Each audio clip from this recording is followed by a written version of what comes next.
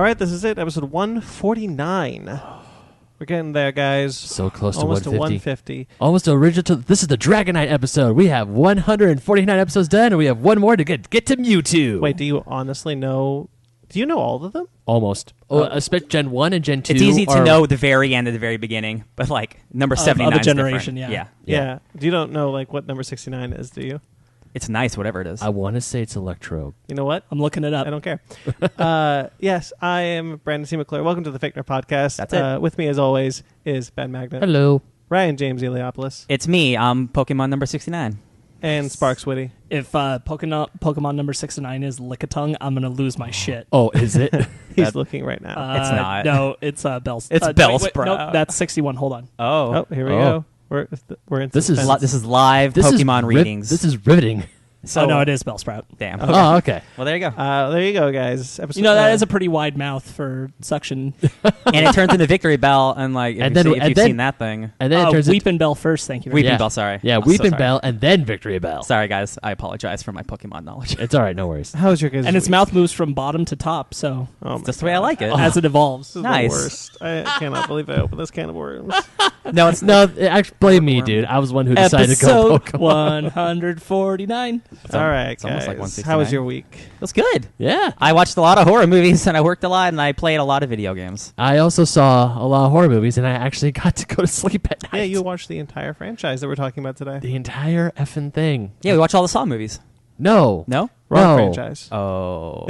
You said a James Wan Oh, franchise. you saw the wrong things. Oh, boy. It's okay. Yeah, didn't you know there I'm was so on 6, today. not 8? No. Oh, I watched the movie twice. Oh, man. No. Hey, Ben, you let me borrow a video game. I did. It's called Zelda Breath of the Wild. I did. It is. That game came out 2 years ago. It So did. I'm a little late. But That's fine. There's nothing for me to say. There's no such thing as being late when it comes to video games. That's true. That's very true. There are way too many things in the world. But there's nothing I could say that millions of people haven't already said. That game's truly magnificent. It deserves all the Game of the Year awards, all the Game of the Generation awards. Like, it is really. I was thinking, like, I put like 15 hours in this week, and that was, and I didn't have a lot of free time this week, and I stayed up really late because I couldn't stop. I saw your tweets, and Yeah. I'm like, Like, buddy, oops, I played this game for 7 hours no, straight. because when I Oops. first started playing Breath of the Wild myself, I was up super late. Yeah. And I would be like, I need to stop doing this myself. It's an open world game, and it's a perfect thing of like, oh, I'll just do one more thing. And Yeah. but it's literally, and then I'm like See? halfway across the It's map, always and like it's 7 in the morning. it's like always, just do one more shrine. Oh, there's a tower I haven't been to unlock part of the map. Oh, just one more shrine. Yeah. There's like 20 shrines to get to when you get to that There's always one more something. shrine. And it's unparalleled how detailed and how well made this game is. Uh-huh. And you could tell, like, I play a lot of open world games, and you can tell when, like, it's just copy and pasted shit everywhere. And like I love Assassin's Creed Odyssey, but there's a lot of copy and pasting going around because that map is so big, and they make those games every year.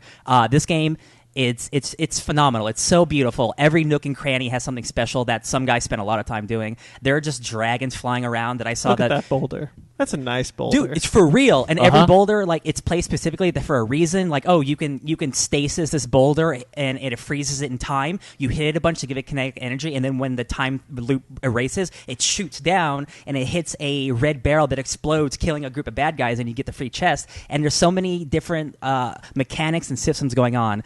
I'm so excited to talk about this game, guys. I I know. haven't felt this way in a long time. There are speedrunners, because the cool thing about like stasis stuff is like people just skip puzzles because they figured out how to like put a boulder in. You know, Summer stasis. Games Done Quick, the speed running thing that happens every year. No, Anyway, there's a yearly speed running competition. They beat the game in 33 minutes, and this game's like a 200-hour game. It is. It's so magical. I'm pretty sure I spent because when I checked, because for the Switch it only goes up to a certain amount. Mine said I had 120 hours and it capped. No way. I'm pretty sure. No way. I'm pretty sure I put more than 120 hours into Breath of the Wild. Yeah. I'm pretty damn sure. I feel like I've done that in like 2 days. But like, let me tell you. So like, I've only felt this way about a game, like a big open world game, 2 other times. It was 2011 with Skyrim, and then it was 2016 with Witcher. This is the first open world game that I felt in a long time. It's like really pushing the bar, dude. And games now are using what they did in Breath of the Wild to make games better for the future. And I'm just like, man, Nintendo. And like with Mario Odyssey, the same thing. Like, they don't make as frequent games. Like, they don't release a Mario game every single year at the quality level of Odyssey. But if you wait 3 years, you can get a masterpiece every couple years. And Breath of the Wild's, I'm going to be playing this game for I don't even know how long. Ryan, you have no idea how happy I am that you're in love with It makes Breath of me the Wild. happy to be so fully in love with the game again. Because it's been such a long time where like I fully invest. Like, man, I'm going to just spend all my free time doing this. I thought it would be City of Heroes again, but I already spent 10 years of my life playing that game. So now it's now you can Breath of spend the Wild. next 10 years of your life playing Breath of the Yes, Wild. I'm super excited for you, man. Yes. I'm super excited to dive into it myself at some point, along with Megan. Also, a new Hitman expansion came out. Oh. And added a new. You guys have seen how Hitman plays, so you know what the game's like. They added a new bank scenario. So it's a bank heist, and you have to kill the bank director. So you're pulling this super dope heist while also being a murder man, which you do in Hitman. That game's still real great. I did another elusive target. You guys know what that's about. And I succeeded. It took me like an hour and a half, so I'm glad we didn't record that because that would have been an awful episode. And then I watched, again, horror movies. That was my week. Good week. Yeah. All right. I love Zelda. What about you, Sparks? I had a whole lot of free time this week because of stuff at work, unexpectedly. So I also did horror movies, just like everybody else. And then I spent, I want to say 12 hours this week, probably. Like I spent most of an entire day off playing a game called Yooka-Laylee, which is from the same people who made Banjo-Kazooie. And this is basically just because Banjo-Kazooie was announced for Smash at E3, and I really wanted to play Banjo-Kazooie games because I love Banjo-Kazooie. So I just dove right into Yooka-Laylee because I was sitting on my PS4. And I've been playing that, and it's scratching that itch, and I'm really far into that game. I'm almost done. Nice. It's not a long game, but that's cool. It's just nice to be playing that and doing that. What else did I do? Oh, and I started catching up on the season of Krypton. Nice. Oh, Yeah. man. How's love? So there was a gap between when I watched the first episode and the second episode, and I was right. Lobo shows up right at the end of the first episode. And I wasn't crazy about the performance in that moment. I was like, okay, this is all right. And then in the second episode, I really started to like him. And because this is sci-fi, and we'll talk about Deadly Class a little later, but the guy who played, what's the villain's name? Forget right now. In what? The Deadly Class, the bad guy. Chico? No. The one who's messing with the... Diablo? No. The one with the messed up face. I can't say the word. It's F face. It's F face. Yeah, okay. His name's F face. Okay, so... Fork face. Yeah, so that guy, that same kind of level of performance, that's what you're getting out of Lobo. That's... Like someone throwing themselves that far into the character, that's what Lobo's doing. I'm so, into that, okay. Pretty good. I still don't know that it justifies him having his own series, but... It's an engaging and interesting watch for sure. Right. The way that Lobo's teased up is that Segel and another character who I'm not going to mention just because of spoilers are wandering a planet, and then a little thing goes off that they don't hear that's near them that says "shithead detected," and that's what summons Lobo to the area. So you kind of know what you're getting from that. All right. Nice. But it's still a solid show. I did solid. see a clip of Segel reloading his arms like Henry Cavill in Mission Impossible. Yes. And the actor's name, I forget the actor, Cameron. I don't know. The guy who plays Segel, the main character, like he was on Twitter saying like, I love Superman and I love Henry Cavill. So in season 1, I had something from Man of Steel, and then in season 2, I have something from Mission Impossible. Yep. It's all about Henry Cavill, baby. Yes. And he's just doing his arm gun And he did thing. the arm pump. And I'm like, I kind of want to watch this show. Yeah, he does. He Damn does it. that cocking his arms to fight Lobo, which is pretty good. That's pretty cool. sweet. Yeah, it's good. It's a different Lobo from like the Justice League show, the cartoon. Is he Australian? Yes, not directly. It's not as Half Australian? I mean, like he's his accent is there, but it's not thick. Okay. So He just doesn't sound like a dude. Brad Garrett played him in the Justice League TV series. Oh it's my God, you're right. it's Wow. it's Brad worth Garrett. watching. Krypton's still a great show, so I'm happy to say that. Nice. Yeah. Ben?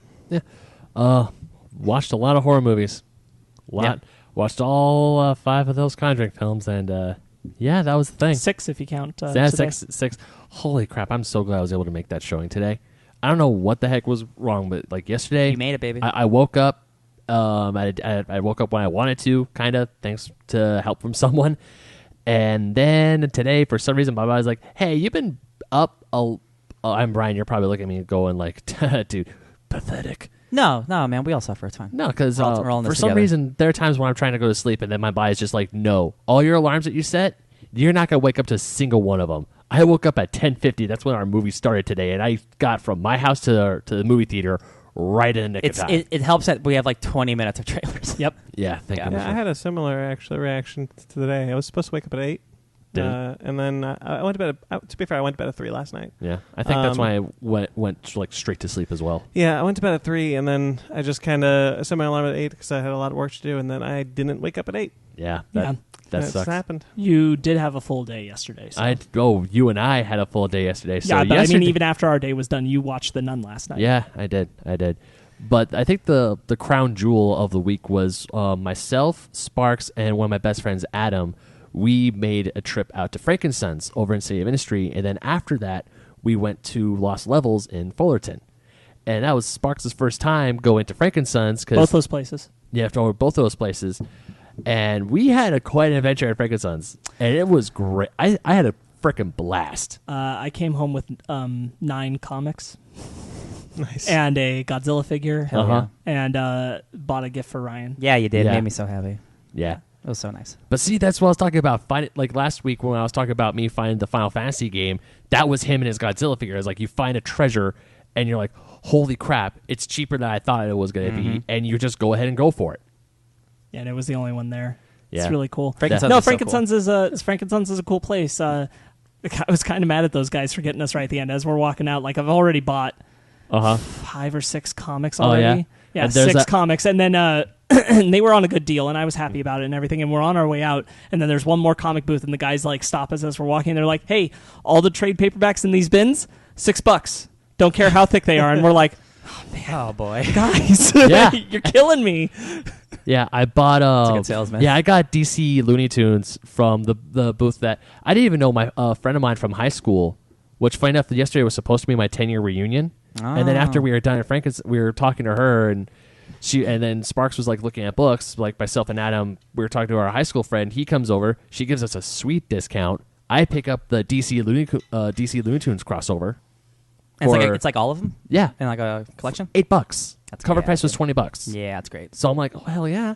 And then we're walking by, and that guy's like, hey, everything in here is like $6. There was Krypton. There was Superman Last Son. I'm like, well, son of a bitch, I need to get that. $6. Yeah, I remember going to Comic-Con a couple years ago and went by the Archie booth. And on Sunday, they were like, all trades $5. We just need to get rid of them. I'm like, Afterlife with Archie, Chilling Adventures of Sabrina and the Teenage Witch, $10. There you go. Yeah. Yeah.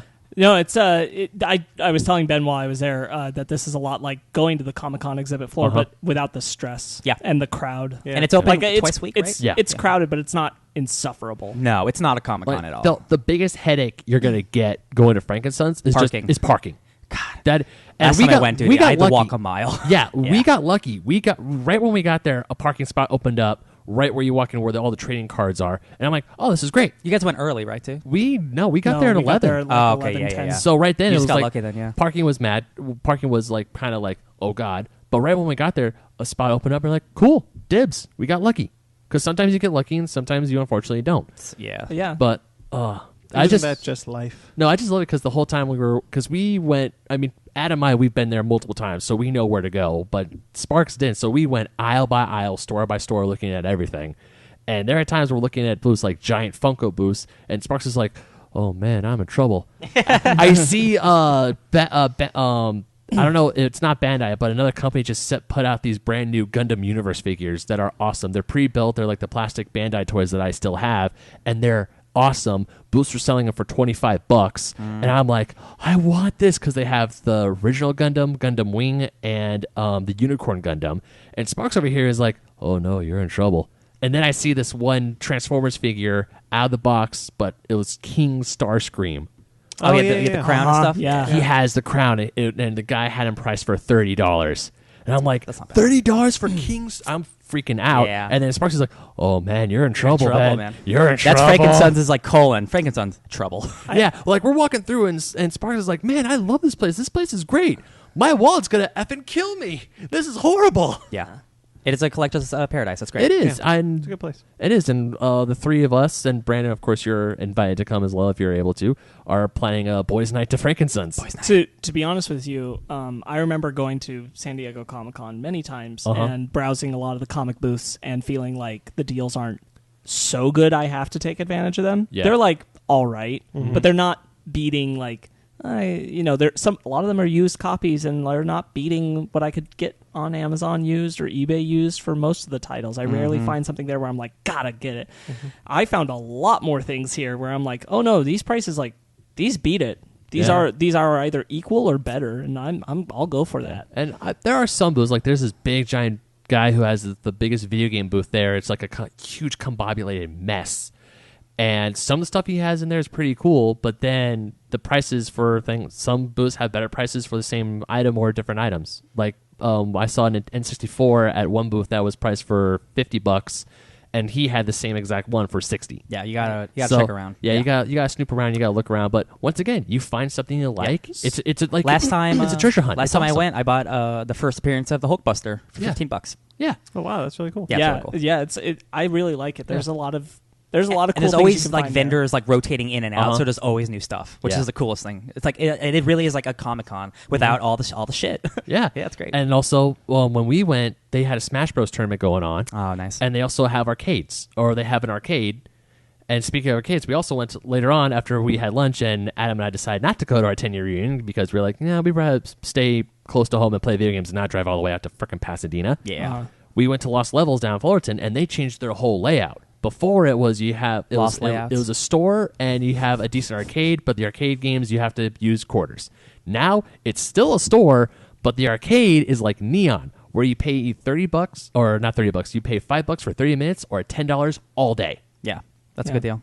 And it was I'd like to go to Neon now. It's so good. Yeah. Neon, It's we went there once. It's a bit of a drive, but it's still really, really fun. And damn it, Sparks, how the hell did you beat me in Marvel vs. Capcom? Because that used to be my game, and I am like, you kicked my ass. You said it yourself, Ben. Used to be my game.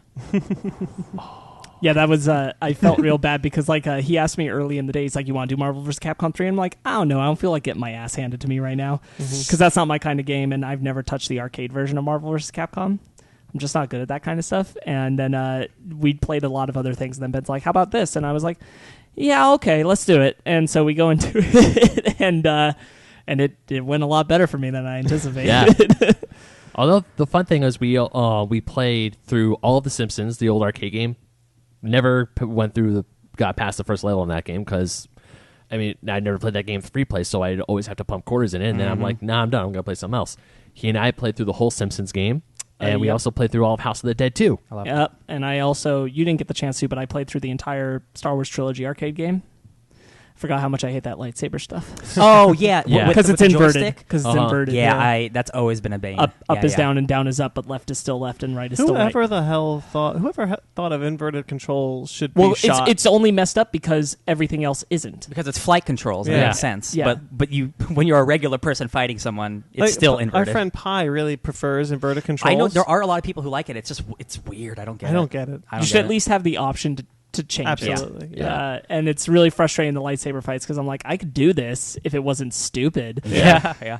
Yeah, I've gone through Star Wars Arcade quite a few times, so I'm like, every time I get to those lightsaber sections, I'm like, ugh. Yeah, 100%. Yeah. But yeah, we should all. The point being, we should all do a Frank and Sons trip together, Yeah. and an arcade trip together because Do it. I had a blast. Yeah. Boys' night. Boys' night. Yeah, it'd be fun. Let's see. I saw Shaft this week. Shaft. Oh, that was this week that you Yeah, saw it. I saw Okay, Shaft I this felt like week. you talked about it, but go on. No, it's awful. It's the worst film I've seen all year. I've heard nothing but awful things. Yeah. Like it's the most. I've never really understood. I understood it, but I never really got the term tone deaf before until I saw Shaft. Oh, yeah? And then that term clicked into place for me. I'm like, oh, this is what that means. In the first 5 minutes, they're like, millennials are all stupid and lazy. We can't be seen as Islamophobic even though we are, and black people hate gay people. And I'm just like, so this is the movie I'm watching. We just started too. Cool. Cool. Can't wait to see where this goes. How much And did you Sam get Jackson, How much is he in it? he's in the whole movie. Oh, wow. Sam Jackson is in it. Okay. Richard Roundtree is in it far less. Sam Jackson, first time we see him, he's got he was going down on a girl. We interrupt him going down on a girl. As Shaft does. And let me tell you, I love Sam Jackson. You all know I love Sam Jackson. Dude's 70. Yeah. He's starting to look it. Yeah. And when you have him playing Richard Roundtree's son, it doesn't work anymore. Oh yeah. It just doesn't. It's kind work of almost like anymore. Glass, where like his mom was younger than him. Yeah. yeah. But at least they gave her makeup and they tried to like make him look younger. But he can't pull off 20 years younger anymore. Yeah. At least he's getting to that point. They don't have Disney CGI money. No, they don't. Actually, you know what they do? DH him in the 80s. There is a flashback to the 80s. Does it look good? It looks good. Yeah. Actually, I would argue it looks just as good as Captain Marvel. Cool. Good to know. It's easier to do that for a scene than a whole movie. Exactly. Mm-hmm. It was awful. It's It's really unfortunate. Sparks, you asked me like when seeing Men in Black, like why didn't I give that a lower score? I said because it didn't make me angry. This actively angered me. Yeah. Like this is terrible. Sure. It's That's a horrible. shame because like it was like it's supposed to be like this like generational thing. It's like all Yeah. and it's like supposed to be like it's gonna bring everyone together and I like thought that was like there's a market for The doing idea. a Shaft film Yeah. with Richard Roundtree and Sam Jackson and someone else, and I think the three of them are actually really good together.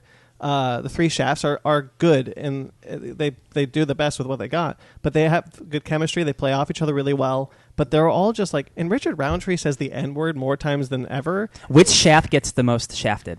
Richard Roundtree. That's a shame. He's what's actually really sucks about that is that he's the original. Yeah. So you think he should be a That's more why prevalent role? I figured Sam he's old Jackson. man Shaft. Sam Jackson being the big lead would be like not the cameo, but like the smallest one. Yeah. But he's like the main. I didn't realize that Because Wow. Richard Roundtree was in 3 movies and a TV series as John Shaft. Damn dog. He revolutionized the role. That's his role. Yeah. Sam Jackson did the one movie in 2000. Yeah. And that was it. Who's the new Shaft? Jesse T. Usher. Okay. He's fun. Yeah. I like him. In the Shaft movie. Jr. But it's just not Cast good. cast Well, isn't really the problem. Lil it seems. Shaft. No, it's Yeah. not. Well, Ryan, it does bring everyone together. It brings everyone together in hating this movie. Oh yeah. It's Guess true. who directed it? It's somebody good, right? Like, no. Oh, It's it's the not? director from the first Fantastic Four films. Oh, Tim Story. Yeah. He did Barbershop. That's the only good movie he's ever made is Barbershop. I'm sorry, Tim Story. Yeah, I'm sorry, but it's terrible. It's a bummer. I went to see the re-release of Avengers. Oh wow, you did that already? Yeah. I didn't even realize like it already came out because I want to see it. I Yep, know this it's Friday. coming, and I knew it was coming. I'm like, I'm gonna go see it a fifth time. I'm going to see it, and then other stuff happened. 5 horror Truthfully- movies. truthfully, Guys yeah, will be there for a few more weeks. Don't worry. Yeah. Yeah. Truthfully, I had nothing better to do. Yeah. My girlfriend and my brother were both out of town, and I had honestly like nothing to do. So I was like, well, whatever. I'll just Was go this see it. yesterday? Yeah. Oh man, we should have just texted you. So I went to see Avengers. I went to see it by myself. Mm-hmm. It is just as good. Yeah. The Let's talk about the extra stuff. the Yeah. extra stuff is not worth it. Yeah. Oh. Absolutely not. I figured like after the first reports are like, hey guys, don't expect a lot. I'm like, oh, okay. Yeah, and don't expect a lot. Like Yeah. there's Anthony Russo opens the movie. He's like, "Hey, thanks for coming back." And that's it. That's it. And then it does then plays the movie. Then the entire credits roll, and then there's this tribute to Stan Lee, Okay. which is really touching and really sweet. It's about all of his cameos, and I liked that. But there's no additional endgame footage? There's a deleted scene that you can tell why it was deleted of the Hulk saving a bunch of people from a burning building. And it's fine. It's whatever. It's not done. It's deleted for a reason, probably. It's deleted for a reason. And then there's the first 2 minutes of Spider-Man: Homecoming, Far From Home. Right. Oh, I don't want to. Uh-huh. I wouldn't want to see that, actually. It's in the trailer. It's the trailer shot where Mysterio is like, "You're in over your head," Oh, okay. and that's it. And that's Gotcha. kind of where it ends. Okay. Okay. So I it's guess I don't need it's to see it whatever. again. I mean, but you wanted to see it again just I mean, I as kinda a just- movie, yeah. which I you can needed do to- because you don't have to stay after the credits to watch that stuff. That's true. You're Yeah, right. I needed truthfully, I needed something to do. Yeah. I needed an excuse to see it again. I was just like, whatever. Yeah. It's horrible. There's worse ways to kill 3 hours. Absolutely. How many times have you seen it, Brandon? It's been 4th time. Okay. Yeah, I've seen it 4 times too, and I would like to go see it a fifth, but at the same time, it's like, if that extra stuff isn't worth it, then I'm probably not going to go. I mean, if you like, I don't Yeah, have I to. just wanna want see it again. Part of me wants to help it beat Avatar, but I at the don't same have to time, pay for tickets. Yeah, he's got Yeah, to. you don't it's- have to pay for tickets. It's I easy do, for me so. to make this It's decision. not playing at our cheap theater either. It's not. I don't think I saw it there. Oh, and I didn't Hold even get on. the damn poster. They were out of posters by the time I got there. Aw. I'm not surprised about that. That's yeah, a shame. that was a bummer. Yeah. Packed theater though. That's good. good. Yeah. Packed theater. I saw a good. couple tweets like showing like their theater, like, wow, our theater's full. I'm like, Yeah. that's cool. Good. Other than that, I caught up on Venom. Venom. I caught up on Venom. It was really interesting reading Venom, and you're reading like the Donny Cates stuff, and then Cullen Bunn jumps on for 3 issues, and there's a sharp dive in quality. Some good imagery. There's some runic venom suits and like Viking venom. And I've seen some of cool that stuff. like Yeah, that. yeah. But ultimately, it does the thing that It's I a really, tie-in issues, right? Yeah, it's tie-in Yeah. issues, but it also it starts in a place, does a story that loops back around to end at the exact same place it started. Yeah. So that when Donny Cates come on, it will be It's like as if nothing nothing happened. happened. Yeah, that's the. I wish you have to have tie-ins, but I wish they would do what they were doing with other tie-ins. Like they're just making like, oh, this is a 3-issue miniseries. Yes. Just make that a Colin Bunn's Venom miniseries. Don't Yes. put this in Venom 17 or whatever. Like, Yeah. I don't like when they do that. I agree. And a couple of Guardians of the Galaxy. That book's freaking great, dude. That book is awesome. That book is- You were absolutely right about the add in a landing feel. Yeah, dude. Yeah. The things they're doing with like Gamora and like Thanos, like I don't know if The stuff with Thanos and Arrows was so good. and like Nova's back, like all Yeah. these old classic characters. Like this is what I wanted from a Guardians book. And then the Silver Surfer. I also read Silver Surfer Black. I haven't read that yet. It's Damn. so good. And I Treadmore does like, the art. holy Man. crap. Yeah. Yeah, it's Donny Cates killing it. I'm gonna have to. I just might have to find a comic store around us because I need. There is. I can't wait like a month. To get my I know comics. of one that's on Mountain Avenue. It's All right, close cool. by. If it's close, cool. Yeah, and then I'm about to start Immortal Hulk. To get up on that. Right on. Yeah. Oh, Um, no. So one other thing I was thinking about. So I didn't mention this last week, but I kind of cheated off of you, Brandon, or stole your idea because you know how on your Instagram stories you post all yes, the movies. you did this to your video games. Yeah, I'm going to start doing that to my video games now, and I'm almost done with Final Fantasy 12. Think you'll get to 100 video games by the end of the year? I know I'm not going to. I definitely know I'm not going to. But I checked to see how many hours just for I was like, how long? Because I've been playing Final Fantasy 12 off and on throughout the whole year, thanks because of Spider-Man, Kingdom Hearts 3. I feel like it's been more than a year.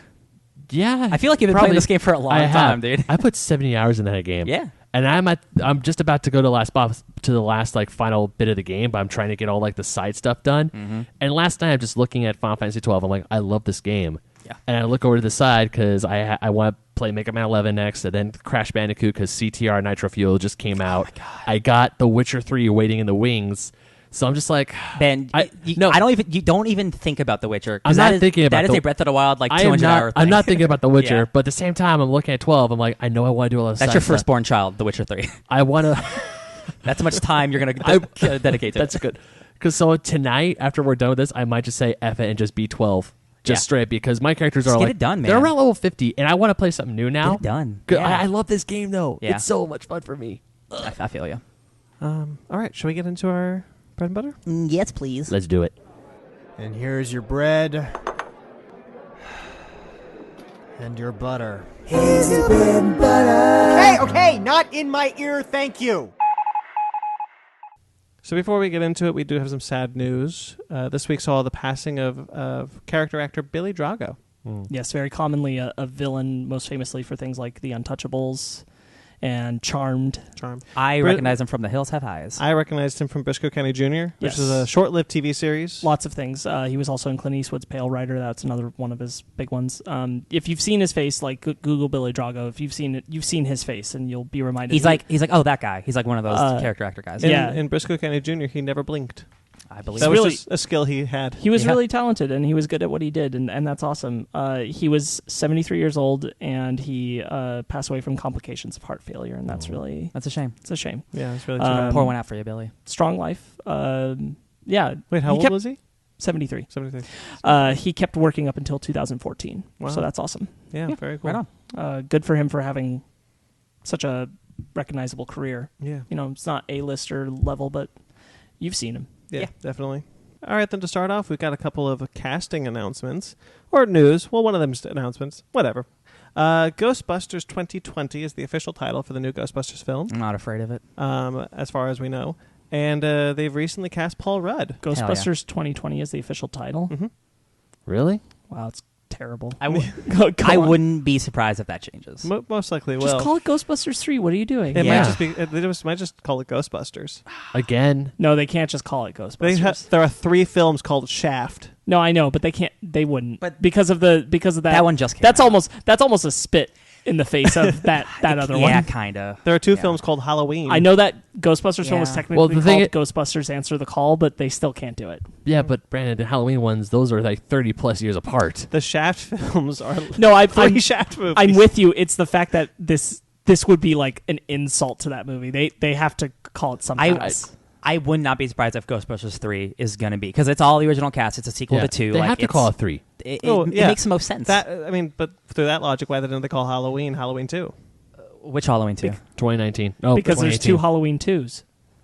That's the same logic. I think there actually is no logic to any of this. I don't think there is. Yeah. That's what I'm trying to get at. Yeah. There is no logic to these naming conventions anymore. I mean, I agree with you on the sense that like they don't have to not call it Ghostbusters by the logic of like the Halloween films and the Shaft films. Mm-hmm. I think it's an aggressive move I think towards it's- that yeah. Ghostbusters film probably. they made a few years ago. There's not as big a gap as the other films you're talking about. That movie I came think out 3 they years have to ago. give it some kind of number or subtitle. Yeah, and I think I it should be don't Ghostbusters 3. Ghostbusters 2020 is stupid. Sorry, just But saying yeah. so. Paul Rudd has been cast. The announcement came from him on the Instagram talking about like, oh look, I'm at the. He's on the set. I'm at the. Yep. No, it was actually on. It was the building. It was next to the building, Firehouse building, right? the Oh, firehouse. not on set. Okay. Like people were taking pictures. Like, look at all these stupid people taking pictures. Him doing it is the most excited I've been about this movie so far. Mm-hmm. It just gives me more. I'm More hope. interested in Yeah. the entire cast. I mean, I'm if all of them are coming back, and again, I really like the director, so like this just makes me happier. Yeah. My whole thing has been because one of the original 4 has passed away. Yeah. I'm not that invested as much as I like those actors and those characters in the original cast getting back together to be the main people for a film because a key piece of it is missing anyway. Yeah. Which is why I much prefer the handoff idea. Mm-hmm. But Paul Rudd being in it does. Oh, make do you me know the story happier. of what the movie is? It is a handoff movie. No, I do. Oh, yeah, we've but known I'm this for a saying, while. but I'm saying, like I was more interested in it in the capacity of like what they were doing with the ladies if they had been in that as a handoff, than this being a selling point of the main cast actually returning as those Yes. characters, and we're still missing one of the Yeah, guys. but they were just cameos in that last movie. That's anyway. what I was always saying about Ghostbusters. It was far more interesting if after Egon's death, the 3 of them are like, we need to either be done or we need help or we need something because we're way over. We're now way in over our head. Yeah. But anyway, so yeah, Paul Rudd has joined the cast. As far as he joins Finn Wolfhard, and the girl from Annabelle Comes Home, which I'm forgetting her name. The young one. The blonde one or the brunette? The little one, Oh, the one. who plays- McKenna Grace. McKenna Grace. Yes. And who plays the mom? Their mom? I forgot her name too. Sigourney Weaver. No. She was in Godzilla. Shit. Oh, Vera Farmiga. There we go. No, No, she's not. It's not her. Oh, Who are we talking about? now? I'll Google. She's blonde. She's But who? What are we? Who are we talking Look, about? I'll just Google. Continue talking about. Yeah. Anyway, she. Anyway, so yeah, as I've said, I'm interested in the entire cast. I'm like again like I don't want to backtrack on that 2016 Ghostbusters or whatever, but like that movie's just like I don't like that movie for scripting and character reasons. Like the original Ghostbusters is a perfectly crafted scripted comedy. I It don't is not like it about because- improv. I don't like it because of the director. I haven't seen it, Yeah. and I mean, I like the first Ghostbusters movie. Granted, I might be Did you like, see it, Brandon? I don't remember. Yes, I Okay, you couldn't did get through it. I was like 20 Annie years. Potts, so the girl I'm talking about. Yeah, but I was like 20. I haven't seen Ghostbusters until 6 years ago when Brandon sat me down and forced me to watch it. So I was- sorry, Carrie Coon. I was wrong twice. Oh, Carrie Coon. Carrie Coon. From The Leftovers. Cool. Sorry. Yeah, but I don't have a love of Ghostbusters. I have a love for the song because I listened to it ever since I was a kid. But other than that, it's like cool. They hunt You don't ghosts. have a love for the originals? Not really. The original that's- Ghostbusters is actually one of my favorite movies. I know, and I remember when you and our friend Andrea sat me down to finally watch the damn thing. I like it. Yeah. I think it's a funny movie. As one of my favorite lines is like, "Yes, sir, it's true. He has no dick," or even all the spooky Yeah. ghost stuff. Tracks. Like the Zool. That was cool. And There is no Dana. Only Zool. and the Are you Stay the Puft Master. Yes. and the Stay Puft Marshmallow scene is really Moranis. cool. Uh-huh. Yeah. Other than that, it's like, yeah, it's cool. I can see why people like it. It just didn't strike a big ass chord with me. This When surprises me. someone asks you if you're a god, you say yes. And you This- said it's been like 6 years since you saw it? When was I still in? Were we still in We college? were still in college. Yeah. I wonder if you'd rewatch it now, you'd have a greater Maybe. appreciation for it. This I surprises wonder. me because this is It just feels like a those movie that's films right are up your very alley. much your feels- alley, cup yeah. of tea kind of thing. So it surprises me you're not. We'll a rewatch bigger it one fan. of these days. Well, the thing is, I like Ghostbusters. I I'll tell you don't. what, I know. We'll rewatch it before the new one comes out. How about Okay, that? because Ghostbusters 2 I still haven't seen. I hadn't seen 2016. It's fine. And I mean, will I? If I see if someone gifts me the original Ghostbusters films on Blu-ray, sure, I'll keep it. I'm not gonna get rid of it. I'm not going to say I'm I going to like watch that it. there's all these Oh, no. all these Stipulations? conditions and It's stipulations not- to his enjoyment of Ghostbusters. I still enjoy it. I still enjoy it. I just don't have a deep love for That's Ghostbusters fine. that everyone Yeah. else does. No, I So feel for me, you. it's like when I heard that they're making Ghostbusters 3, I thought, well, how come the other one wasn't? Paul Rudd makes literally everything better. So As I was getting older, Ghostbusters was my favorite. Was like my third favorite film of all time. Yeah. And then I kept watching Young Frankenstein. I'm like, nah, it's this one. I don't mean to tangent on Ghostbusters or anything, since I really don't have I ain't a stake. afraid of no I don't tangents. have a horse in this race, but I have some feelings and words. So there you go.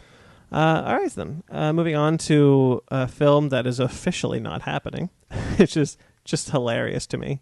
The Eternals. What?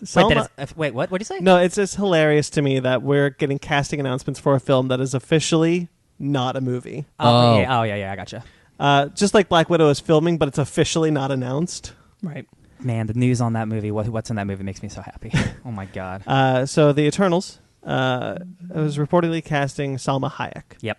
Since Oh. the previous reports have never been debunked or proven untrue, I'm Exactly. assuming this is still correct. Yep. Yeah. Movie's supposedly going to start filming really soon. Yep. So again, like The if this- rumor is after Black Widow. We've had Yeah. like 4 or it's 5. supposed to start in August. Yeah. Four or 5 reports about Eternals. I'm like, one of these is at least true. Yeah. Has If to be. any of these are true, again, like this movie is incredibly diverse. Like, Yeah. incredibly diverse. I'm okay with that. Which is awesome, and it's trying to represent the whole universe in terms Because of the universe people. is diverse. It's really cool. I'm into it. I'm really into it. I have not been upset with a single person I've heard about being No. rumored for these, so yes. Yes, I agree. I'm 100% there. Yeah. Camille Nanjiani's in this movie, right? He sure is. Supposedly. Okay. We have to. We Keyword do have to say supposedly. Yeah. Because Yeah, because It's still- officially the movie is not. officially happening. Yeah. Yeah, we'll know in July though. Mhm. Comic-Con. They do have a presence in Comic-Con, so believe it. where they'll announce the whole Phase 4 slate. Okay. Be interesting to Matt see. Smith's going to show up on that stage. No. I'm not in this one. I'm not in Star Wars. Thank you. And we have a little quick news about Enola Holmes. A little while back, they announced a film based off the book series Enola Holmes, starring Millie Bobby Brown. She's producing, her first time producing. Really? I was like 15. Yeah. Wow. Good for her. All right. Harry Bradbeer is directing, and Jack Thorne is writing. Both are competent people. I have not disliked anything they've done. Okay. Henry Cavill has recently been cast as Sherlock Holmes, I'm down. the older brother of Enola Holmes. Well, I mean, he went from playing a monster hunter detective to just playing an actual detective now. So That I is mean, an age gap. Yes, it is. Yeah. But cool. yeah. Yeah.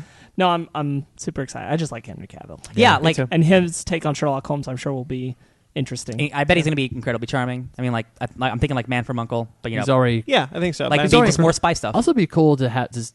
I don't know if he's actually used his real accent in a movie before. I'm pretty sure he has. I just don't. Maybe Immortals. Yeah, he Immortals. was- yeah, Yeah. maybe. Oh my God, that might be it. I mean, because every other movie, like Superman and Man from U.N.C.L.E., he's used his American accent. I And bet you even in The Witcher he's using his real accent. yeah, definitely. Witcher. Yeah, I would see that. But still, I mean, Henry Cavill, Sherlock Holmes. I'm Oh, down. but The Witcher has like a weird American accent. Actually, Why? he kind of sounds like this. It's a fantasy It's a series. fantasy world. Fantasy is always British. Not always. Fantasy is not always. That's British. not. That's the rule of thumb. British is foreign, so fantasy is foreign. British. No. I see what you're saying, but I don't know. Anyway. Maybe. So yeah, this would be cool. Yeah. Yeah. Something that's not cool.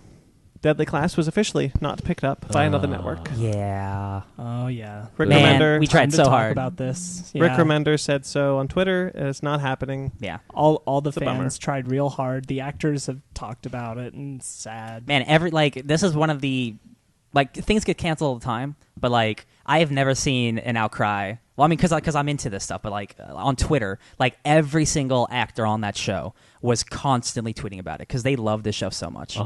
Every actor, every creator, Rick Remender's like, man, I believe in this show. I think we're gonna get picked up a couple weeks ago.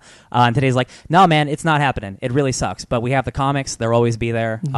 Thank you guys for giving us this journey. We got one season at least. But it's just like in a world where creators are getting involved with their shows and making them the best that they possibly can be. Yeah. People just aren't showing up I because think it's there's an interesting thing I've noticed with prestige television has comic book television has really like come into its own during this prestige television era.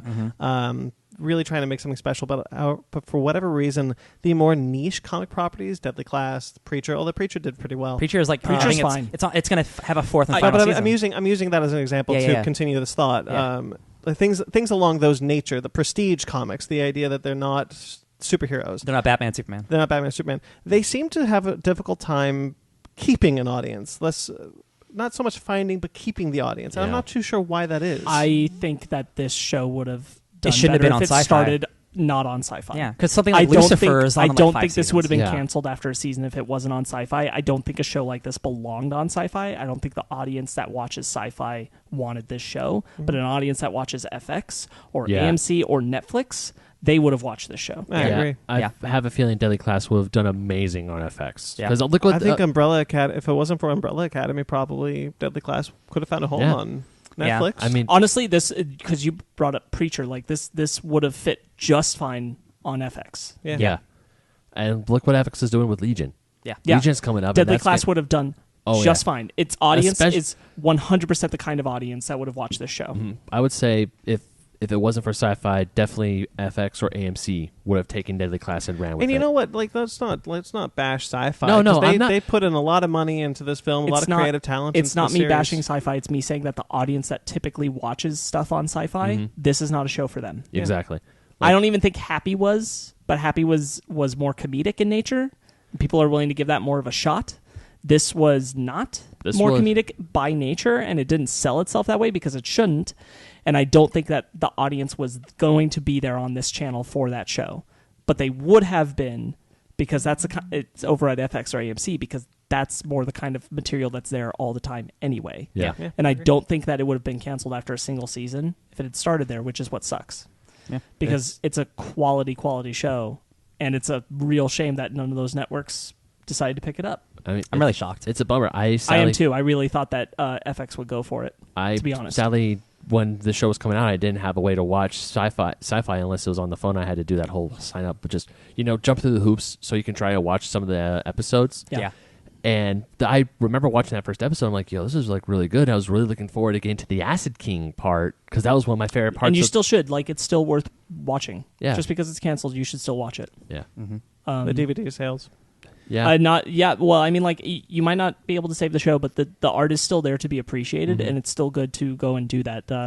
Told Ryan how I was listening to another podcast where they talked about how two of the people on there, only one of them had watched the first episode of Swamp Thing, and the other hadn't even watched it at all, but they both had DC Universe, and they're like, now that I know it's canceled, I don't think I'll watch it. And I'm like, that's not good logic. Just No. because No. it's canceled, not only could your viewership possibly save the show, but it's also that people put hard work and it's good art and it should be appreciated just because it's canceled. Like, if we took that same logic to comic books, how many comic books wouldn't we read? yeah. That's stupid. It's a stupid logic. Now that you mention that, a friend of mine on Facebook, she was saying how much she loves Swamp Thing, and I'm like, just keep watching it. I know it's canceled. Just keep watching. Also, I forwarded her a link to our Fake Nerds Watch. Watch Fake Nerds Watch. And our friend Angie, when we saw at Frankenstein's yesterday, she was talking about like, oh, are you guys watching Swamp Thing? I'm like, yes. Watch all the Swamp Thing. Yeah. Swamp Thing It's- is amazing. If you already have the DC streaming service, I don't think there's any excuse. You should be watching the show. Frankly, like, Yeah.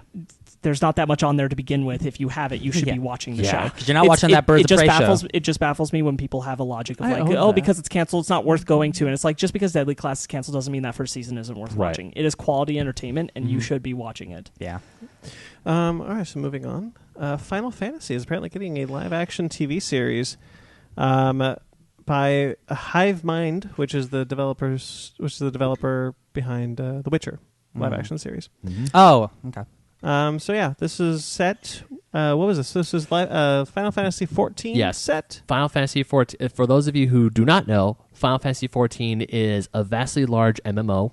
And the cool thing about it is when it first came out, the game was horrible, and then the developers redid the whole thing, destroyed that original world, brought back the new one in Realm Reborn, and the game is great and it's highly loved, and everyone thinks that game is great. Yeah, E3 had a yeah. huge showcase for Shadowbringers, I think that's Shadowbringers called, and found- it's like this huge expansion. Like, so many people are crazy about I'm it. seeing advertisements for Shadowbringers with Tom Holland and the Oh my gym God. teacher from Spider-Man doing like What a stupid, funny commercial. it's great. As a Final Fantasy fan, I Yeah, love Tom it. Holland and Hannibal Buress do a commercial about So, this. as a Final Fantasy fan, I think this is the best way they could do it because we have had Final Fantasy films and other media and Final Fantasy Spirited before. Away. Spirits Within. Spirits Within. Also and Advent Children. Advent Children. Yeah. Not good films. You No. know, I do enjoy Advent Children a lot. Guilty Yo, pleasure. those fight scenes are great. Yes, they are. Story sucks. Sephiroth is kick-ass. Yes. Sure. However- I liked Advent Children. Yeah? Yeah. Yeah. However, if you were to take, say, Final Fantasy 8 or 9 or 12, those are straight linear stories, and they would not maybe 12 could fit into a TV show, but that's a huge budget. Whereas 14,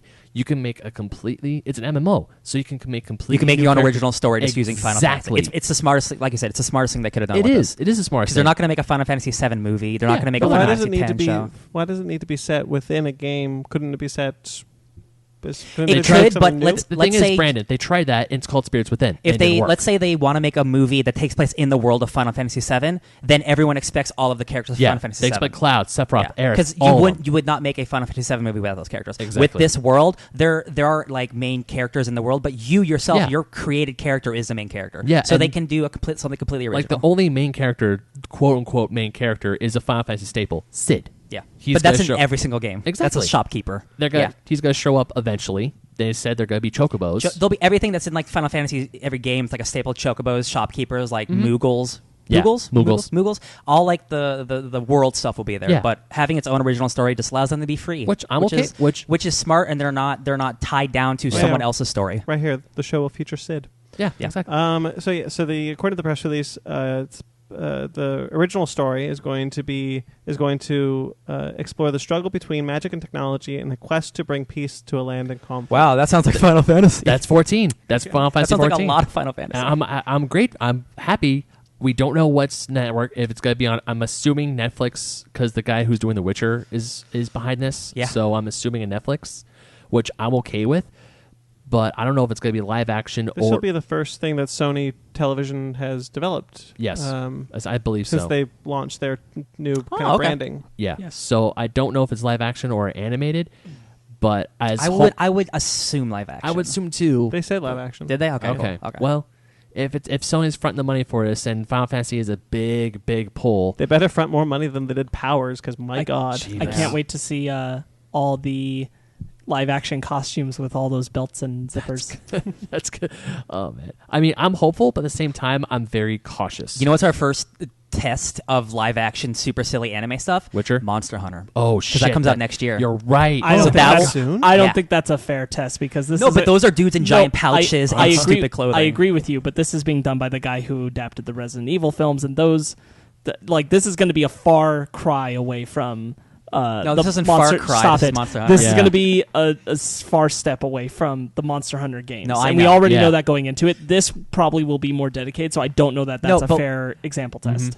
But you can at least admit that the Resident Evil movies have the aesthetics of They do. Resident Evil. We've seen scenes from the Monster Hunter movie that are dudes with giant swords and furry armor. So I know what that looks like, Literally, and that looks like Final Fantasy. Literally, the swords you carry in the Monster Yes. Hunter are bigger than you. That's what I mean. So this is the first test of having giant swords bigger than us in a big movie. Well, I don't know about 14, but I sadly have never played 14. We watched the Tom Holland commercial. He has a giant sword. Yeah, but we did watch the Tom Holland commercial, but I've never played the actual game, so I don't know.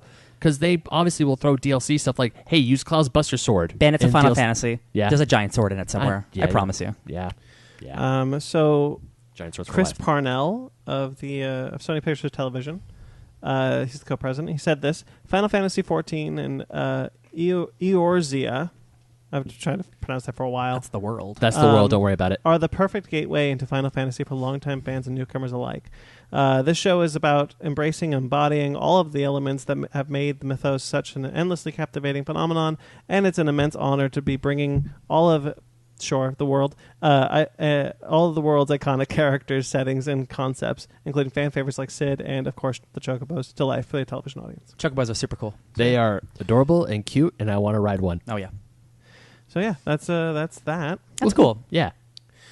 Sorry, I just moved away from my page for a second. It's all good. No worries, bud. What was next? Flash Gordon, animated series, animated movie is in development from Taika Waititi. Oh, so it is an animated movie. Yes. This is great. This is so before I knew that it was animated, like just Taika Waititi's doing a Flash Gordon movie, beautiful, perfect. You guys see Thor Ragnarok? That's Yeah. a Flash Gordon movie. The fact that it's animated means it can go even ballsier with a budget and do like literally whatever his imagination desires. So after doing like Akira, then to doing this, like this guy could do whatever. This sounds awesome. Actually, something that I found most interesting about this is that this was a Fox property that Disney inherited. So this is one of the few times that we've actively seen Disney continue development with a movie at Fox that wasn't far along. Yeah, Because that's a lot cool. of the things that were just kind of starting have been kind of like, no, we're not doing that, or we're not doing that yet. So this is something that Disney looks like they have enough faith in this property to continue it along, probably under their banner and less so under the 20th Century Fox banner. But so apparently Waititi is in early negotiations to write and direct. He's not signed on yet. He's going to be doing this immediately after he does Jojo Rabbit. So it looks like before Akira. Okay. I don't know. Or maybe he does this at the same time as Akira. Well, I think Akira is probably a way bigger movie than JoJo. Yeah, I would say. No, I know, but like after he's done with JoJo, he's going into doing a Flash Gordon. Oh, okay. So and then it looks like Akira might be at the same Well, time, or might be after. Akira's happening right now. Is like it? Akira is filming right now. It's in pre-pro. It's happening soon. Well, that's what I'm saying. They're doing could, casting. It could be at the same time because Yeah. an animated film doesn't need a director on set all the time. That's true. Right, Yes. right. Yeah. Whereas a live action film does. I would Yeah. assume for Flash Gordon, he's gonna like hop in every once in a while. Well, he's gonna do director duties because I don't know what a director necessarily. And a director for an animated film has slightly different responsibilities as Yeah. a director of a live action film, but I they would do assume- still have those responsibilities. I would assume so, Yeah. but still, like Ryan said, look at Taika's track record since Thor Ragnarok. Or I mean, it's just Thor Ragnarok. because of Thor Ragnarok. Yeah, because of Thor Ragnarok. Julius Avery, who was the director of Overlord, was initially attached Okay. with Matthew Vaughn as a producer. Oh, that bums me out because that Overlord guy deserves some bigger movies. Oh yeah. yeah. Yeah. Taika got his already. And Matthew Vaughn was going to be a producer. Cool. So it's changed a little bit. So I'm just really excited because that sounds like super fun. I love Flash Gordon. Yeah, I do too. I really do. yeah, I really like that sci-fi series. Savior of the universe. That comic book is awesome. So, which comic? The one that was Jeff Parker and Doc Shaner came out a couple years I did ago. not read that one. Yep. Was that the one that did like all the Darwin Cook covers? No, I mean maybe there were variants, but like Doc Yeah. Shaner did the interior and the covers. Right. Okay. Maybe. I might be thinking of a different thing. All right. So Scream Resurrection, which is the third season of the Scream television series, but it will be a complete reboot. A Scream boot. Hell yeah. Of the, it won't be acknowledging the first two seasons that aired on MTV, and it won't be acknowledging the movies as far as we know. It will be a complete reboot airing on VH1 starting July 8th. I just want more Scream. Yeah. It's just I weird. don't- It's I just don't weird. Like MTV to VH1. It's Scream, the TV show. Like Yeah. reboot. Like what's going on? And So many things. due to rights issues having been resolved, they are able to use the Ghostface mask. Huzzah. And they're getting like the original guy. You like Yeah. scary movies, Sydney? I guess there were some Weinstein problems. We actually have similar issues with the Weinstein Company having gone out of business. We're holding the entire film of Django Unchained that we can't give back because Weinstein no longer exists. I mean, well, I So- mean that part's good, but Yeah, so we're just kind of like, what do we do with all this? Limbo Unchained, more like it. Yeah. We were supposed to do the same thing. It's out now, so I can say this. We were working on the Hateful Eight is on Netflix, but it's in 4 parts and It's much like the longer. super edition. Yeah. Yeah, we worked on that. That's awesome. And we were doing the same thing for Django before Weinstein went out of business. That's really cool. Yeah. So that's really that. Anything more on that one? Nah. No. I'm just I'll watch it. I don't think I finished season 2 of Scream for some reason. Well, But, now you don't have to. No, I want to. I want to because I was into it. Yeah. But I'm just happy that there's still going to be more Scream stuff because I liked the show. It's different from the films, but I liked it. Yeah. I was interested in seeing the show. There were some actors in it I liked. Yeah, it's quality. Yeah. All right, so let's move on to the DC Black Label. This comes after a week after we talked about it before with being moved into Vertigo. Now it You mean looks Vertigo moved into it? like Vertigo moved Yeah. into it. Yeah. So now it looks like they're actually moving forward with DC Black Label becoming a Vertigo-esque label, unless so what it was. Yeah. Good, that's smart. So we got. I'll talk about the big one after this. So we're getting a new series called The Last God, which will be written by Philip Kennedy Johnson, art by Riccardo Federici.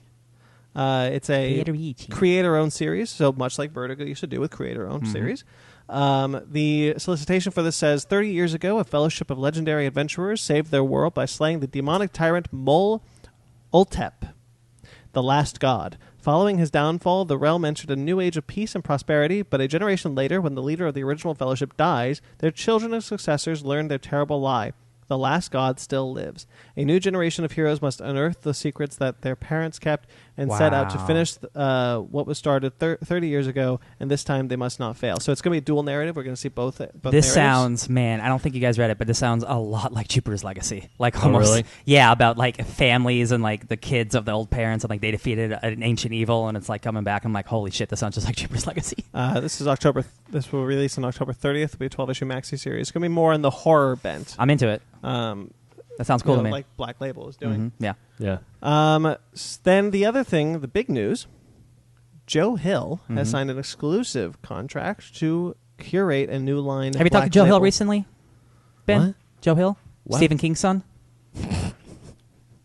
I love If you weren't going to do it, I was. Yeah. Slam. Come on, I it's didn't fun. even know he had. I didn't even know he had a kid. Wow, we what have kind of brought friend him are up you? before, so yes. Yes, Joe Hill is the you son have of heard us say this. Joe Hill is the son of Stephen King. Wrote Lock and Key. Lock and Key. Oh, that guy. Okay. He is Those going 4A2. to curate That's- an entire line of DC Black Label titles called. Sorry, there's a name for this pop-up imprint. Hill House. Hill House Comics. That's cute. Yeah. Joe Hill, Hill House. So much pretty like haunted. Wonder One- Comics. God damn it. Yeah, gotcha. Yeah, you got me. Haunting of Hill House. So it's going to be like Wonder Comics, where it's a pop-up imprint within a label. Inception. Oh my God, we're not. Never mind. Go on. Oh, yeah.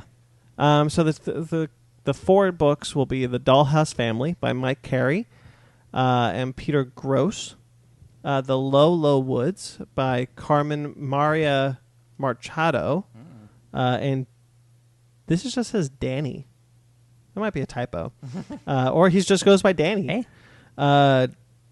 Daphne Byrne by Laura Marks and Kelly Jones, and Plunge by Joe Hill with no artist attached yet. So yeah, it's kind of Awesome. interesting.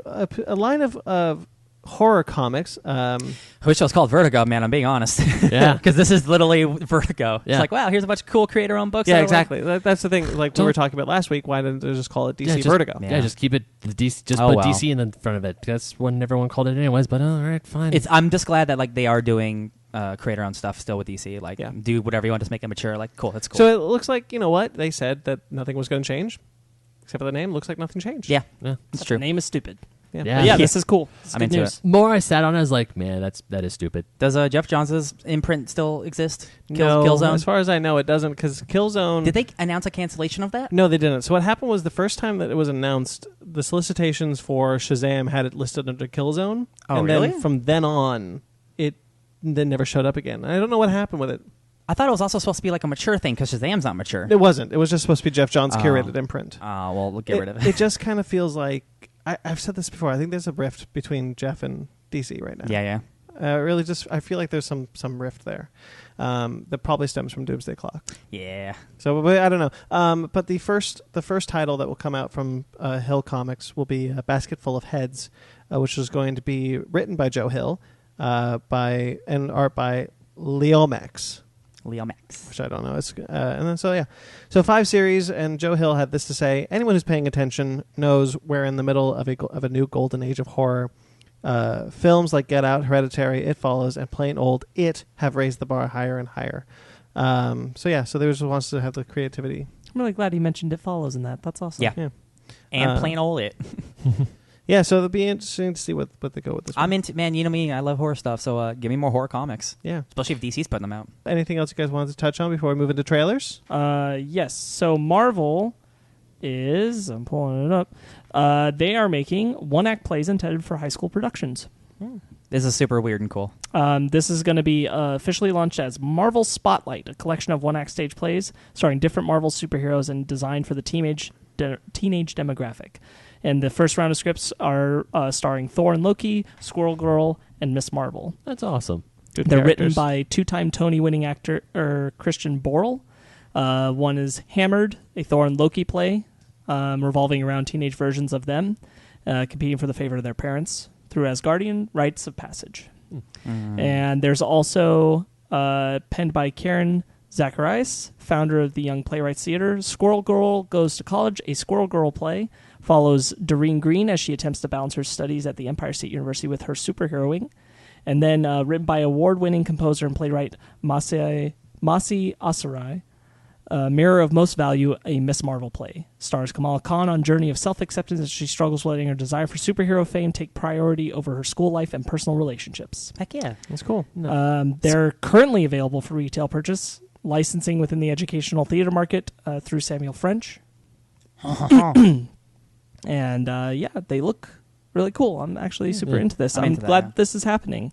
It doesn't really affect me because I'm not in high school anymore, but this is still really cool. Yeah. No, when I was in high school, I was about to, because you started with recently. I was like, no, is the next part of that sentence you've recently gone back to high school? No. We're all former children of drama. Yeah. So we're all I former think children. we can all appreciate this and how cool this would have been if we were still in drama. Absolutely. No, back when I was in high school, The Dark Knight just came out, and that was my senior year. Mm-hmm. And of course, I actually wrote a new Joker monologue in the same vein from The Dark Knight. Ben. I did. Oh, I that's summoned, cute. Shut up. I sent it into for like a writing thing at school, and my name wasn't picked. I would go talk to teachers like, "Hey, how come my thing wasn't picked?" And she's like, "Yours was the best one out of all." I'm like, "All right, thanks, but how come I wasn't picked?" She's like, "Cause it was terrifying. It was scary."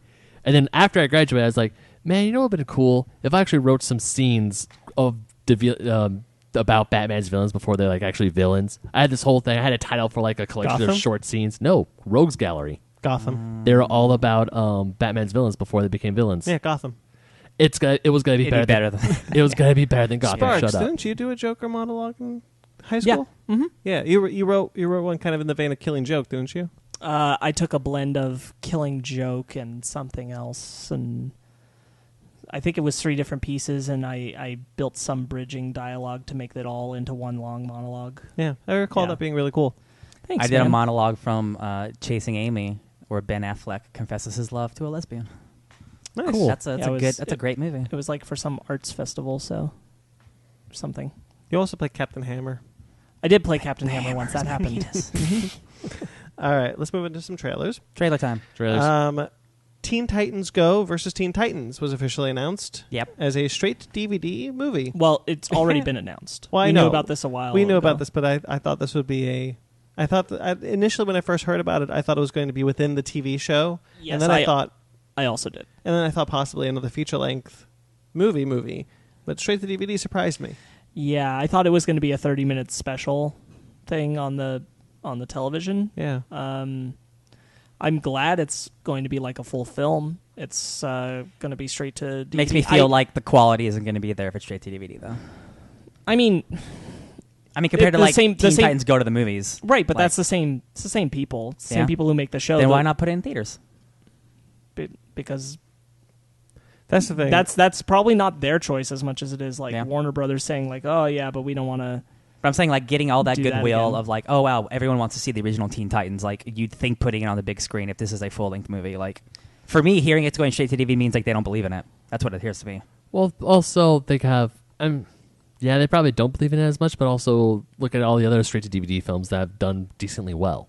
But the thing that was introduced in I a know, live action, I get what you're saying. in a I get what you're movie saying, but is- maybe that's what their strategy is. The strategy is people went and saw Teen Titans Go to the movies. They saw the thing at the end. Maybe this will pull them to get Teen Titans Go versus Teen Titans, so they can see what happens after that. I think the thing is that when they would have greenlit this project, they weren't giving it the budget that they gave Teen Titans Go to the movie, so the animation's not going to look that good. So Yeah. you're not going to put that in theaters if the animation isn't given that kind of budget, Yeah. because it will look less. It looks more than the show, but less than the feature-length film. Yeah. And that was already going along, so even if the finished project is quality, you're not going to send it to theaters just because the animation budget's so low. It's probably a budgetary thing. Like Yeah. this film looks to be more in line with what the TV series has to work with as a budget, and less so what the film had to work with as a budget. It is a different creative team as well.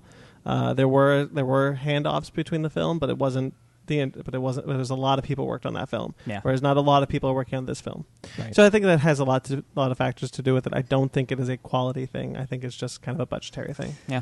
I'm gonna be honest and say, like, I said this when it was announced, but if this is all we get out of seeing the original Teen Titans again is this crossover thing, then I don't care much for that tease from the end of the film. That's what I mean, yeah. I was still standing by that. I hoped it was meaning we would get a new Teen Titans show, which is still what I want. Everyone wants that. But getting this crossover thing, whether it's the 30-minute special or this movie, is like cool. I still want just the Teen Titans. I don't really need the like this is how this Robin is different from this Robin, and this is how this boy is not like this boy. But Yeah, they're the we same know. voice actors, and here it is. And it's like, yeah, we all know. We've watched both the shows. We know how they're different. Yeah.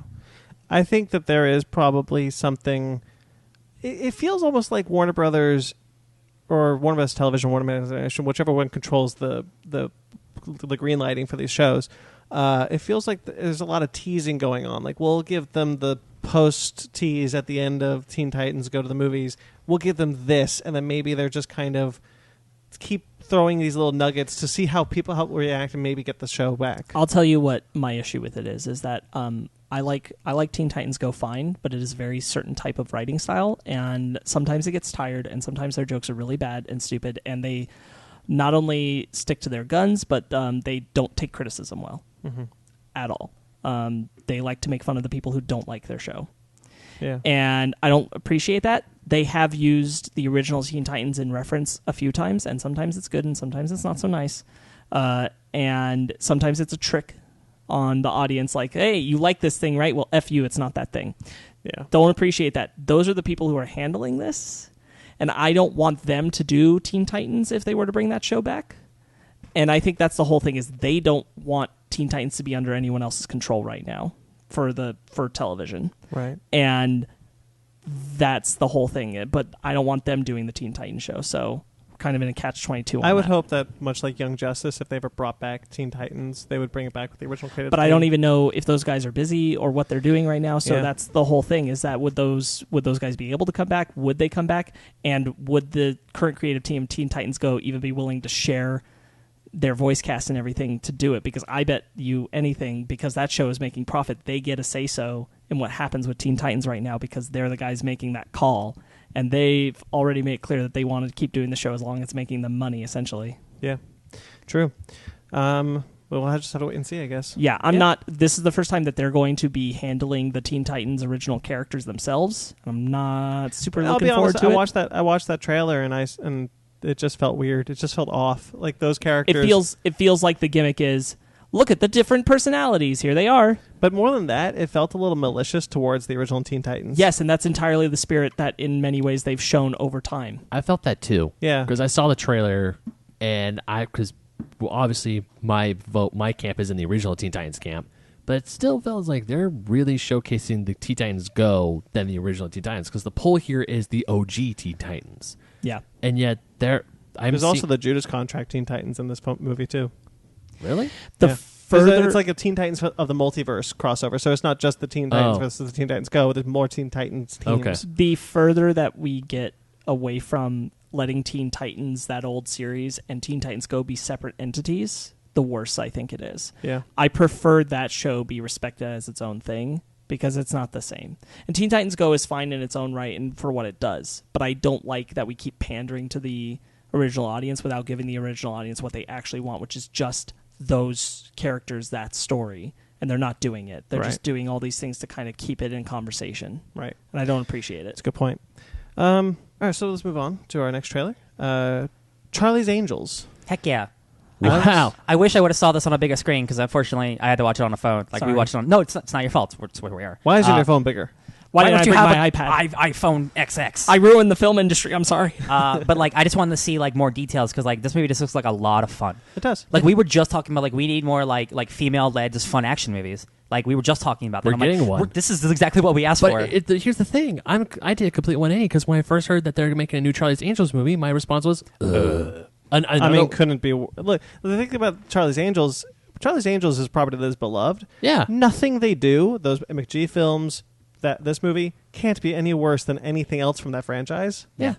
Like, I mean, that's just... and like everyone involved in this like is quality so far. I mean, Like, part of me, the reason why I go is because it's like, oh great, another famous property from the 80s that's gonna get another reboot, and we had a revival, a 2-film revival in the 2000s. So it's like, okay, and then a failed TV show too. and a failed TV show. So great, this is a series that we tried it in the current generation, didn't work. Yeah. seeing this trailer, I'm like, no, I'm for this. Yeah, Elizabeth Banks is directing it, which is cool. She's directing it. I'm really into Kristen Stewart in this film. Yeah, dude. As a person who has been defending her ever since the Twilight movie, saying, "Look, yeah. I understand, but she's a good actress." Yes, she is. I'm You really actually happy. turned me around on Kristen Stewart a long time ago. Yes, I work very hard to do that because I just like Robert Pattinson. I'm like, these actors are not locked into those characters from Twilight. I understand that's like the 100%. biggest sensational thing that they did, but they are more than that. Yeah. Yeah. Yeah, I think she looked really good in this. I'm really excited to see her in Very this. happy for Naomi her. Scott's in Naomi it. Scott. I love that she's blowing up. I love Naomi Scott. Yeah. Like when the second I saw her in the trailer, I'm like, okay, I mean, even Kristen Stewart, I'm like, is that Kristen Stewart? Yeah. Hell yeah, This looks good. This looks seriously. Charlie's Angels looks really good. I'm like, Looks like a lot of fun. Yeah. because I remember watching. Patrick Stewart's in this as one of the Bosleys. Oh, he is. Yeah, he's Yeah, he's he the is. one He's a who first- Bosley. He's the one who first and, walks in, right? Jimon Hansu. He's a yep, Bosley? He's Yeah. in here. He's Oh my a God, they're Bosley. all Bosleys. And That's so yes, funny. they're all That's so Bosleys. funny. And Ella Balinska is the other angel, which Yeah. is great. Yeah, I don't recognize her. I I don't don't recognize think. her either. I gotta pull it. Yeah, deep Nat dive. Faxon is in this. Oh man. Who? Nat, you'll know his face if you see it. Nat Faxon. Oh, yeah. yeah. Got one of those faces. Yeah, it looks really good. Looks a lot of fun. I will I'm say, very down. Elizabeth Banks directed Pitch Perfect 2. She did. I don't think that movie's super great, so I'm hoping she could be a good director for this. Because this is a big action movie. Yeah. And that worries me a teeny bit, but like the character stuff, I know she's gonna get fine. Seeing the So, character interactions just from this trailer alone has me sold. Yes, yeah. But I feel like Pitch Perfect is a good movie. Pitch Perfect 1's a good Right, movie. but that's the thing. It doesn't set up sequels. That is not a film that deserved a franchise. Yeah, especially 3, which was an action movie. So I wonder if and Elizabeth Banks wasn't attached to that one in the creative Yeah. aspect. So Yeah, I wonder if possibly Pitch Perfect 2, maybe there wasn't anything to do with that movie. Yeah. Perhaps that could have been. It was just stale creatively. Yeah. Perhaps this could be really engaging creatively. This is a for fresh her. idea. It's not a. I mean, it is a franchise, but you're not making a direct sequel to something that didn't need a sequel. This is Yeah. a fresh start. Yeah, I'm really very, very happy that this seems to have struck the proper balance of action and comedy. Yeah. And I'm really looking forward to it now. This is super exciting. Yeah, I'm really interested. All right, shall we move on to our main topic? Breaking news. Oh. Before we get into our main topic. Oh, we had surprising. we had to come back in. Shock and awe. Because this just happened. Just now. As we were recording. This moment. A Sandman TV series is in the works at Netflix. Gasp. It is Warner Brothers' most expensive television show ever made. Yep. Oh, boy. That is, and HBO passed on it. Really? Yeah. So many people passed on it before Yeah. it went to Netflix. Yeah. And Netflix, already being in massive debt, said, why not? Why not? Yeah, that's insane that this happened. So quickly. We've been hearing about they wanted to do something with Sandman for a very long time. Joseph Gordon-Levitt was attached for a decade. Yeah, to do a Jesus. movie. Yeah. Neil Gaiman and David Goyer will be developing the series together, with Alan Heinberg as the showrunner. That's great. And Alan Heinberg is the writer of the Wonder Woman movie. Yes. Yep. So And that's- did Grey's Anatomy, which is a long-running, celebrated television show. It's not for me, but it's long-running and good. Yeah. So that's really all we have right now. There's no comments from anyone. it just happened. This is just happening. It's really cool though, because this is such a surreal, really weird. It's in the DC universe, but it follows the dreaming and the endless, and Yes. like these concepts of death and mortality and and cults, crazy cult stuff. And I'm like, man, this is gonna be a dope ass show. It's gonna be crazy. Yeah, it's going to be really great. I can't wait to watch an awesome first season and then it get canceled. Netflix is guaranteed a 3 Dude, seasons. Netflix gives shitty things 10 seasons. Man, if the show's half quality. It's canceled so many things lately too. Yeah, They have, but I think And then there's Swamp Thing. that's Netflix. its own. Yeah. Netflix, barring any tax problems, Swamp Thing would have been on air. Would have probably been renewed for a second season. Yeah. This series, look, hopefully it runs smoothly and hopefully it is good. But I believe that Netflix will probably give it. They give most things 3 seasons. Their most expensive show. I'm sure Warner Brothers won't at all pull some BS. I mean, Yeah, I want to right. be optimistic, Barring but I'm any- also Yeah. how many canceled shows have we talked about lately that were really quality and then It's a good point. So Was Swamp Thing the most expensive show up to this point? I don't think so. Not probably not, but it was high. It was season 1 Game of Thrones. It was the most. Okay. It was the most expensive of the DC Universe shows. Yeah. Yeah, for the streaming service, it was. Yeah. way I too meant DC expensive. because I know Warner Brothers as a whole. I mean, Game of Thrones. Oh, I'm pretty yeah. sure that's the most expensive. It's TV definitely show. more expensive than they wanted it to be. Yeah. Of every DC Universe every DC comic live action adaptation, yes. Okay. Oh, all the Swamp Thing was CW the shows most- too. Like this is way above. Swamp that. Thing was the Yeah. most expensive. Oh, yeah. There- for sure. Okay. All right, now let's get into our main topic. Now it's time. All right, then for our main topic, this is something I've been championing for a while. I'm a big fan of this franchise, surprisingly to myself. I don't know if it's as surprising to you guys, but we are talking about the Conjuring universe. This All is of them. the entire franchise, except for the Curse of La Llorona, which is By choice. it is dumb that is included. But they mention The Conjuring. No, they mentioned Annabelle, the first Annabelle. Yeah, because they have the same priest from Annabelle. Yes. In that film. Shared You're the only one who universe. saw it. That's another reason we're not talking about it. Is Yeah. like Ben, Ryan, and I did not take the opportunity to go see this. No, Also, we couldn't if we wanted to. Yeah. it's No. not on DVD.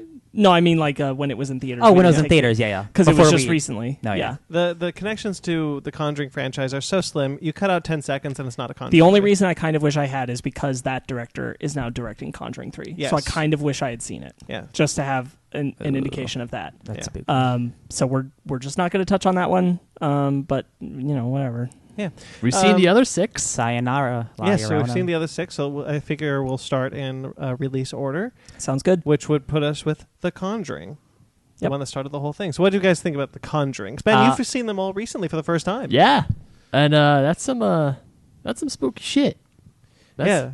I like The Conjuring a lot. I saw The Conjuring. The Conjuring is actually the only one of these movies that I saw opening night in theaters. Yeah. Because it came out long enough ago, 6 years ago, 2013? Just about, yeah. Yeah, I saw it with some friends, and I was like, "Oh man, this is a good classic horror movie." I Like, think- felt really old school Yeah. the way the horror movies that I really like slow burns, Uh-huh. like jump scares, because it's got to be a jump scare But movie, not reliant but not on jump reliant. scares. Yes, exactly. Which some of the other movies in this franchise do rely on, which is a shame. Yeah. I think, especially going through this, because the whole last week I've been watching these films, and even when we went and saw It last year, and I was very uncomfortable for It.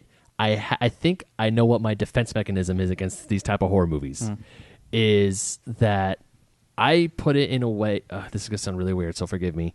Wouldn't be the first time. Yeah. What? I forgive you. Go ahead, Ben. No. I put these films as I look at them as they're all dungeons and Final Fantasy games, as in the because I told you there's the scene in The Conjuring 2 with the nun where Valak is coming out of the painting. That Reminds me of a boss. We'll get there, Yeah, but I know, that's but incredible. that scene reminds me of a boss fight in Final Fantasy 15, and especially in the nun, the whole abbey. That's a freaking Oh, dungeon. Final Fantasy talk this week. Yeah, that's what. So for me, it's like I just grab a sword. But you think, but But that's focus like on The Conjuring. yeah. But that's my defense mechanism, especially The Conjuring, especially with the witch, because obviously in fantasy games you fight a bunch of witches, like obviously The Witcher. So we're And- introduced to probably one of the two most interesting antagonists in I horror was film. going to say, sorry, real quick, Yeah. just about The Conjuring also. I think I'm just like Ryan, that Conjuring and Conjuring 2, I think, are the only ones I went and saw opening night, Yeah. because I was just really invested at that point. I saw Annabelle Creation a little after because I had no faith in Annabelle, and then I heard good things about Creation. So Matt, our friend of the podcast, Matt, gave it a shot with me, and The real happy Spook with that Slinger. the only two I saw in theaters were, well, before I saw The Nun, was The Conjuring and Annabelle. And because of who I saw them with, I didn't go see any of the others in theaters until The Nun came out, and I was able to marathon them again and watch them. one.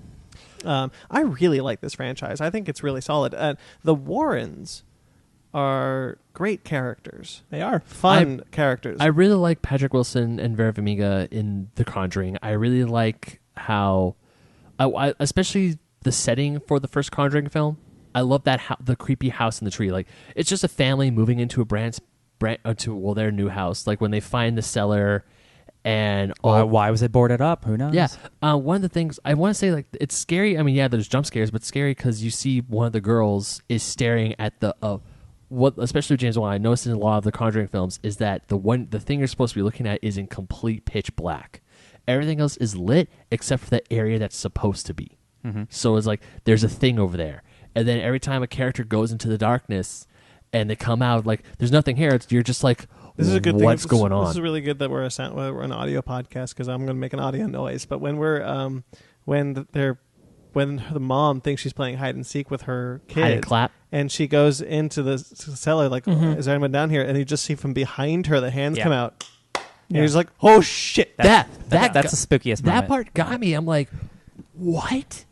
I remember in The Conjuring, one of the iconic pieces of imagery that worked for me was the sheet of laundry that flies up onto the. That felt very Hammer horror to me, which is one of the reasons I really liked when it. it flies from the clothesline, from the clothesline onto the window. No, because it flies from the clothesline onto a Somebody figure that's not for there. a moment, Oh, yeah. and then up to. And then when away. you see it launch in the window, when it flies away from the window, you see her in the window.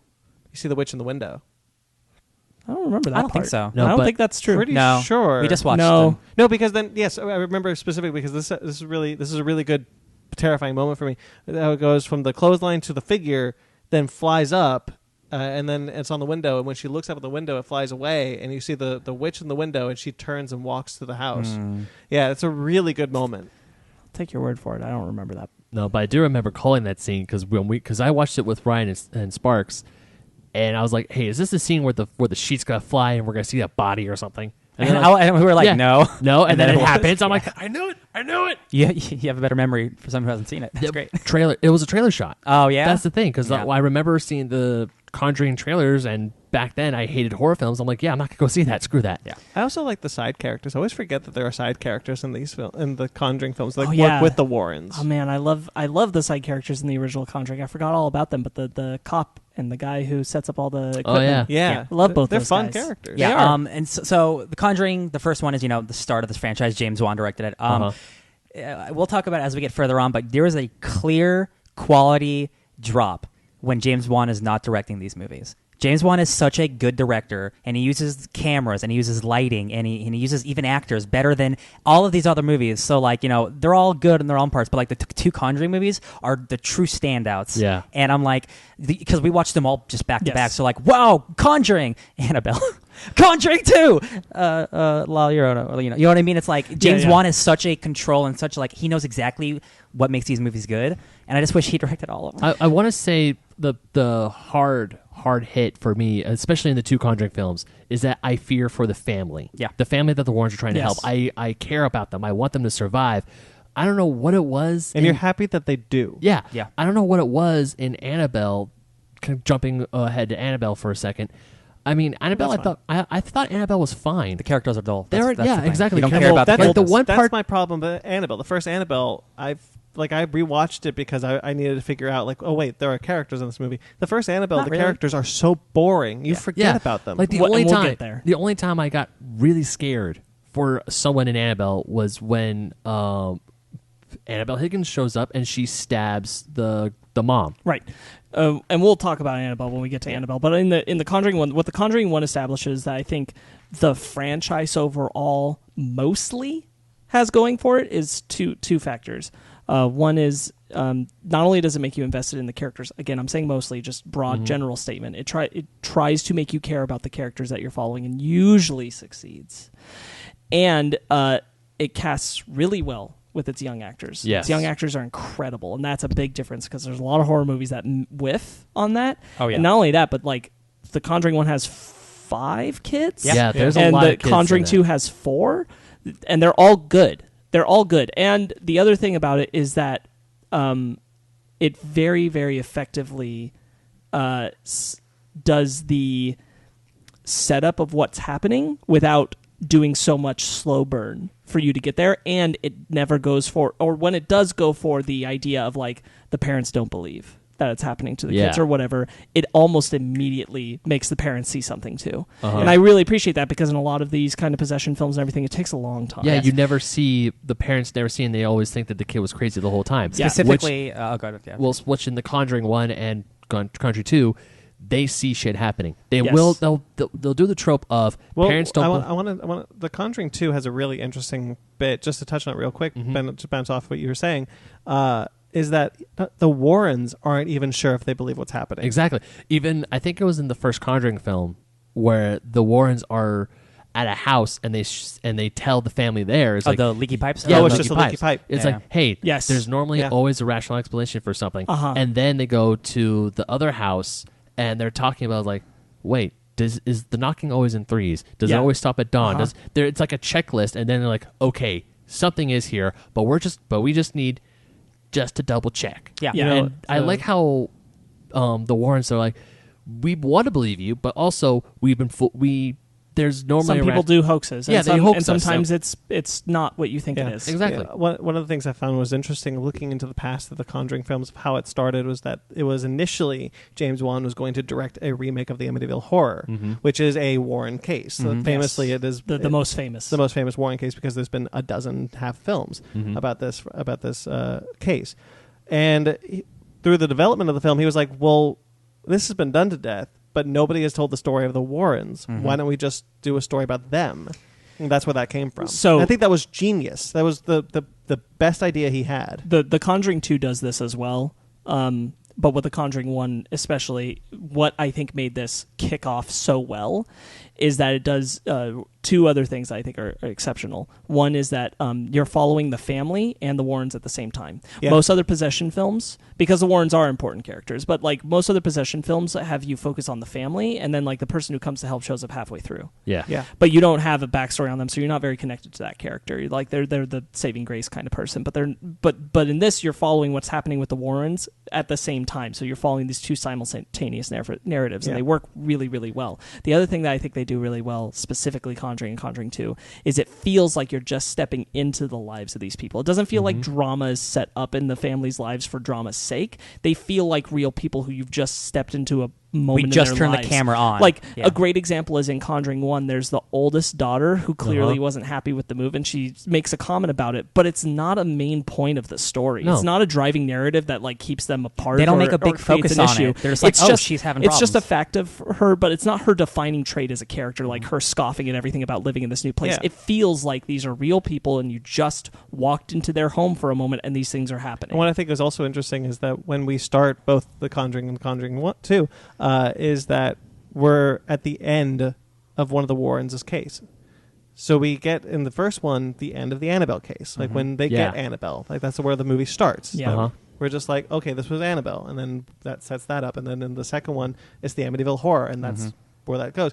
And there's a tangential connection that shows up later, but it's not focused on. We'll talk about we're not that. supposed to see them as a part of as an essential part of the narrative. I think that's kind of interesting. Yeah. Especially when we see in The Conjuring 1, to keep it just focused, when the witch uses Annabelle to scare Judy. I really like that. Is such a great sequence. The witch lets Annabelle out to scare Judy so that Judy will convince the Warrens to leave the case alone. Yes. Because the witch doesn't want to kill the Warrens. She doesn't want the Warrens there. Yeah. Right. I think that's really cool. Just stay out of it. Yeah. I- Well, really because like that. the witch's thing is making parents kill their kids. Yes. I really like the way that specifically about Conjuring. Speaking specifically about Conjuring is the way that they piece together what the witch did, the spirits in the house, what the different relationships are. Yes. Because there's about like 4 or 5. I think there's 5. There's There's the mom, the boy, the maid. the maid, Yeah. and the witch. like Is that it? Oh, that witch, might be it, yeah. The witch was the one who started everything. Yes, and the then- witch is the one who started everything, Yeah. and there's the maid, and then there's Yeah. the woman who was forced to kill her boy, Yeah. and the boy. Oh I man, when think the the boy is gory- following the little girl and hiding her is Yeah, such yeah. a cool thing. And we were talking about Annabelle Comes Home later, but the good ghosts, right? Yeah. Oh yeah, The good boy spirits. the boy who tells the little girl where to hide. yes. Technically good ghost, trapped there because of what the witch did, Oh, but yeah, trying that's to lead them something- to things that'll help them with the witch. When we get to further, that's something I really like in The Nun. Is the good ghosts. It's Yeah. something that I like in the franchise just as a whole, is that there are good benevolent spirits Yeah. that are trying to help That's. the luckily protagonist. that's later down the line because I want to get into the Nun too, but Oh, the Nun 2's not out yet. no, I. Well done. Thank you. Clap, clap. No, I want to say Conjuring because one of the things about these monster movies is that is like the build up to what the monster or the creature looks like. I really like how in the Conjuring universe, especially like going to Annabelle. Yeah, not the greatest movie, but when we finally see the demon pop up every once in a while, it's like quick picks. You're not centered on it the whole time. It's kind of like I want to say the Aliens and Signs. You never no, it's get one of the full things. picture. It's one of the alien. things that the Conjuring the Conjuring films 1 and 2 do very well. Yeah. Less is more. Yeah, like we Yes. do eventually see the witch, like when the mom is about to kill her never in daughters. full. Yeah, exactly. Never in full. You see her face, the blood red eyes, the Sith looking eyes, and she's just like going in a. It's not the Super original frizzy hair. Yeah, it's not the original actress. It's the witch when she killed herself. Yeah. and she's about to stab the daughters, and it's like that is scary. That is terrifying. Yeah, Conjuring 1 has and it some works. truly terrific stuff. It's in it. it's truly impressive because we've all seen enough horror movies to know when like this isn't done well.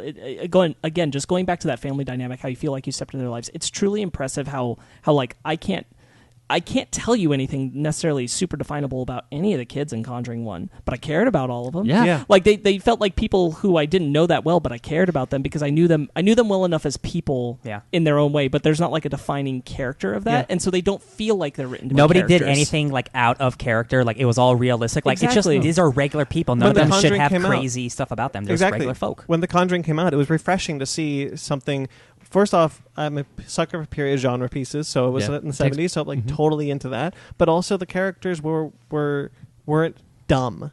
Yeah. Exactly. They were, when the Warren said don't do this, they didn't do that. It Yeah. was never done. Nothing happened because they were stupid. Well, Yeah. and the parents, again, like I really appreciate that the parents, once things are happening, they take it seriously. Yeah. All adults in these situations, they take it seriously pretty quick. Yeah. Specifically Conjuring films and Annabelle creation. The scene where the dresser just like gets shoved into the door. Yeah, that's Yeah. Conjuring 2. Oh, is that Conjuring 2? That's Conjuring 2. Okay. Yeah. But But still, things that's like that happen. But yeah. that's the scene where the mom is yelling at her kids. Yeah. When she's like, Right. "Hey," and then she sees the dress remove itself. Exactly. That's Like right. that does speak to that point. So I'll One talk thing- about it here. Even though it's Conjuring Yeah. 2, that's 100% that moment because she's saying, "Oh, you guys are messing around, scaring each other with this Ouija board." Wham! Well, And she's bam. like, "Okay, it's real." Yeah. One thing that I really Right like about again the two Conjuring movies, like I'm not a religious person, I'm not spiritual, but like in Neither am I. the thing that the Warrens are the way they're written, they're not written to be mean to people who aren't spiritual. Yeah. They're like, hey, listen, if you don't believe that, that's cool. Just like we have our ideas. Like they see the thing in a paper, like, oh, they're skeptics. Like,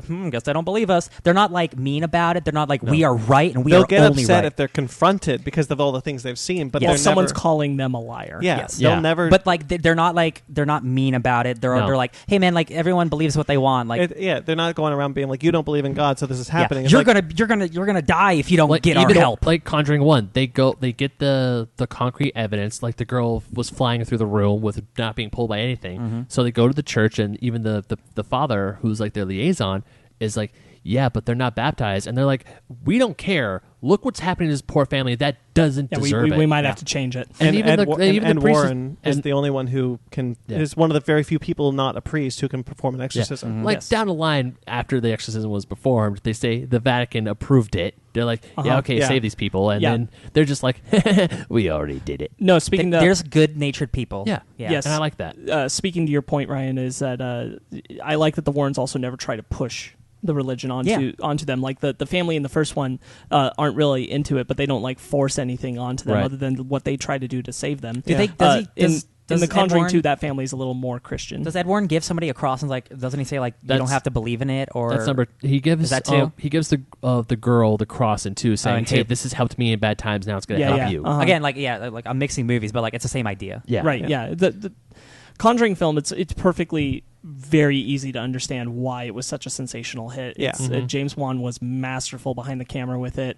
The writing is exceptional. The characters are very easy to connect to on all levels, both as the Warrens, you care about them a lot, but you're able to care about the family even if you don't need to spend a bunch of time with each individual one. You care about them and what they're doing. Yeah. So there was such a success that a spin-off film was quickly put into development. Annabelle. A very obvious desire for a spin-off film. And I'll be honest, watching all of them again, Annabelle's become overdone for me. Yeah. Not so much in her own films, but in the Conjuring films, Sure. where I feel like the fact that we've seen the opening of the Conjuring one 3 different times, Right? Yeah. is kind of bananas, Yeah. and irks me a But little. Annabelle is so important. but to the franchise. but they're very proud of their original creation. So the first spin-off was Annabelle. Uh-huh. And I have to say, and this goes through all 3 other Annabelle films, I hate that effing doll. I hate it. I do want to make a note because I think it's going to be interesting in our discussion. Ryan and I are both people who saw Annabelle creation first.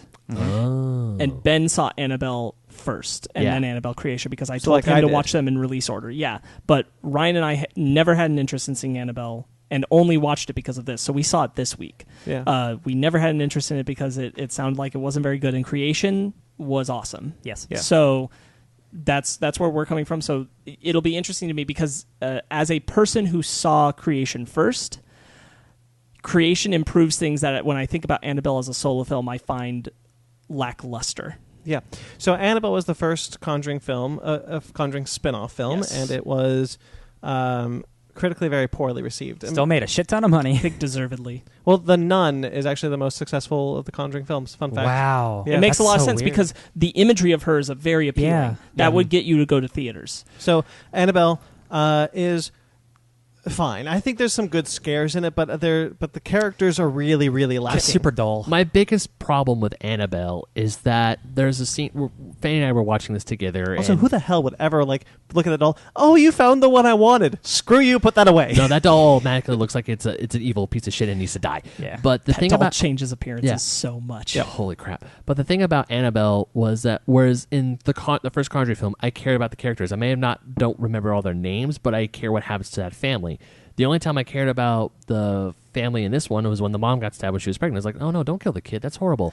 And there's a scene where Fan and I weren't paying attention. I think it was when the actress who played Mariah Stokes in Mariah Stokes. Alfred Woodward. Yeah, Yeah. thank you. She was telling about how she almost killed herself because of her Yes. daughter. That scene, it must have been a good scene, but we It just was a good scene. we didn't. So see it. there's another good scene I really like. You go first. No, go ahead. Oh, Go so ahead, there's please. another scene I really like in Annabelle is when the priest had taken Annabelle and then gets in a car accident and Now then that- shows up No, and then one of the Not a car accident. He goes He gets to to the the church. steps of the church and he gets thrown back. You're right. Before he walks in. You're right. So and then when he shows up at the family's house and he's turned around, it's like, Father, what are you doing? And you Yeah. just see him and he's like, she needs a soul. I forgot the exact. May Uh-huh. God have mercy Yeah. on your soul. May God have mercy on your soul. I think that's actually a truly chilling. Yes, I sequence. like was that a- moment too. It was that and the scene under the apartment buildings in Pasadena. 100%. That was the best scene of the whole Oh, movie. you mean when in the storage areas? Yes. Yes, With the that, cradle? that is the only thing that I find truly memorable from Annabelle is that entire sequence. For me, there's Yeah. a one shot at the beginning of the movie that tracks. Oh, throughout yeah, the yeah, the house. long shot. That's actually really impressive. Yeah, that deals with ghosts coming in and out of frame, just like in one long shot. Oh, that one. Yeah. That's one of the only things I when remember she about it. goes in to make the call about the Higgins murder. Yeah. Yeah. There's Well, a- the Higgins murder was kind of. Oh yeah, I like her doll. Oh yeah, that was freaky. And then I kind of like the I guess you call the poetry of like the blood going into the doll's eyeball. How it's like, oh, that's like the true possession. Oh yeah, okay. But then Annabelle and then Creation kind of kills that for Yeah. you. Yeah. But oh man, what was I gonna? It's so muddled. Yeah, but that Yeah, whole how time. how I was gonna Annabelle say- got possessed is really. I was going to say Yeah. real quick. I think I know we said release order, but I think we might as well do Annabelle and Annabelle Creation together. Sure. Doesn't really Yeah. mess with anything, Yeah. and there's a lot there. yeah. Yes, I find the main characters of Annabelle dull. We were watching the movie for the first time, and Ryan's sitting there, and he's like, they're having some conversation about her pregnancy. And he's like, this conversation is boring. This is Yeah, a boring it is. conversation. Like And- when I know people are talking for like 30 minutes straight, I'm just like, pull up my phone. Uh-huh. Like, wait, this is the bad sign. I don't like looking at my phone in movies. Yeah. This is the bad sign if I'm not invested right now. yeah. Super dull. And that's true, and I think so. We find out since we're talking about Annabelle Creation at the same time, the girl who breaks into their house is the girl who survives at the end of Annabelle. Yes. Annabelle Creation. Well, Yeah. one of the friends. The one who Yeah. gets, I want to say, Yeah. possessed by the demon. Now I want Or- to say you talked about the demon a little bit, and I want to touch on that demon is terrible. I hate the design of that demon who possesses Annabelle. I think when it's shown in small little. It's the same one from Annabelle Comes Home, right? Like the Annabelle demon Comes Home, with the, Annabelle the Creation, horns. and It's got the Annabelle horns. all have the same design. It's a really dull design, especially for a franchise that has a lot of really interestingly designed villains. They and show too ghosts and much of it, I monsters. think. That one doesn't work for me. Can I tell you, when it was in creation, it was Sure. good. Yeah. I think the To be honest, sequence works having in seen, it was in, creation. having like, the seen shadows and creation stuff, yeah. only, it wasn't ever in it long enough for me to care. Yeah. But Annabelle and Annabelle Comes Home show it far too much. Yeah, I because agree they with do. In Annabelle Comes Home, we do see the demon a A lot at the However, end, yeah. the scene that messed me up the most, I want to say in all these films, was a scene in Annabelle Creation where the smallest girl, she's playing hide and go seek, It's my and she favorite hides scene in Annabelle and she Creation. hides behind under the stairs. She turns around, and not only does she see Annabelle rocking, but it out of focus, and obviously at the doll's the focal point.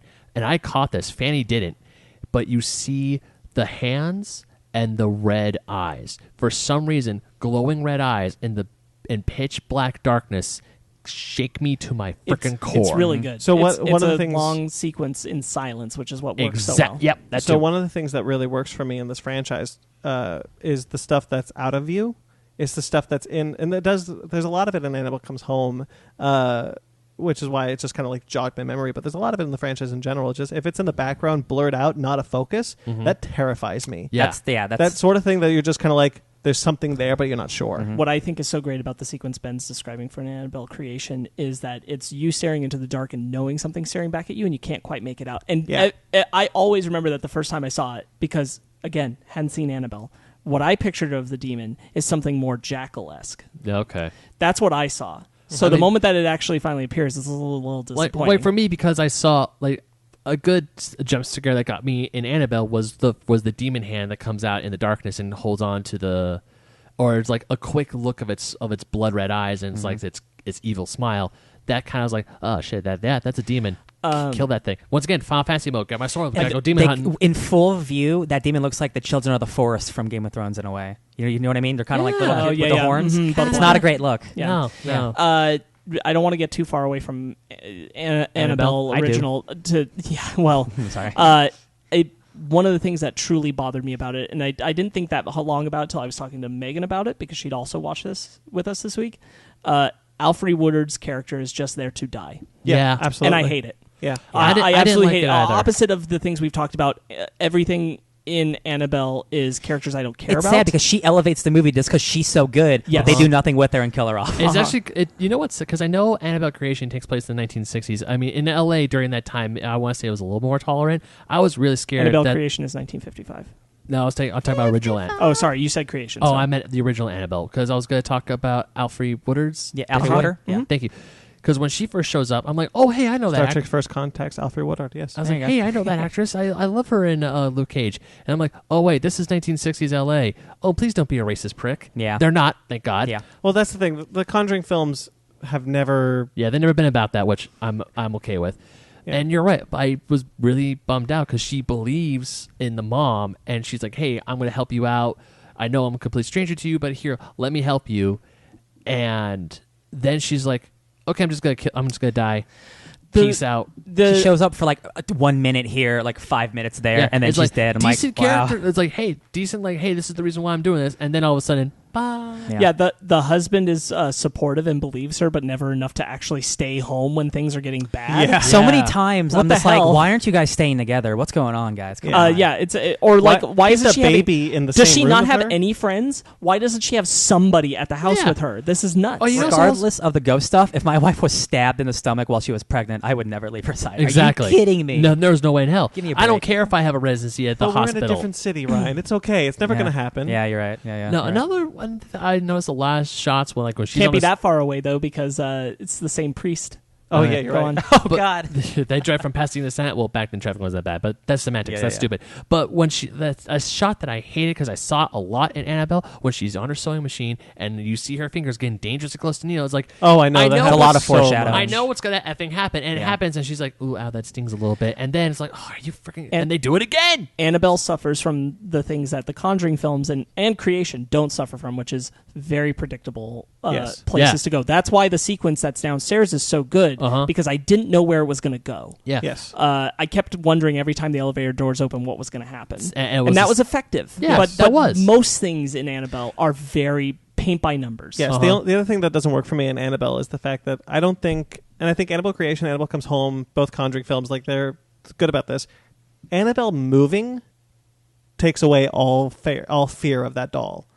The fact that that doll is possessed by a thing is And when more. does she move? So in Annabelle, there's an extended sequence where she's laying there on the floor, and then she gets up, and then she stands up. Oh yeah. And then she's lifted into the air. So that bothered me until The demon. the demon is holding standing her. Yes, behind her. I think that's fine. It's a good image, but it's silly. up until that point, and I don't. And it takes away the fear of that. Here's my moment. counterpoint to it: Annabelle Creation, you don't see the doll move, but you get the implication of it. Sure. Is that when it's under the sheet in the rocking chair and it comes out? Yeah. You see the figure moving under the sheet, which is implied to be the doll, but you don't see the doll. Yes. And then the sheet comes down, and there's nothing there. Yeah, see that. I like that.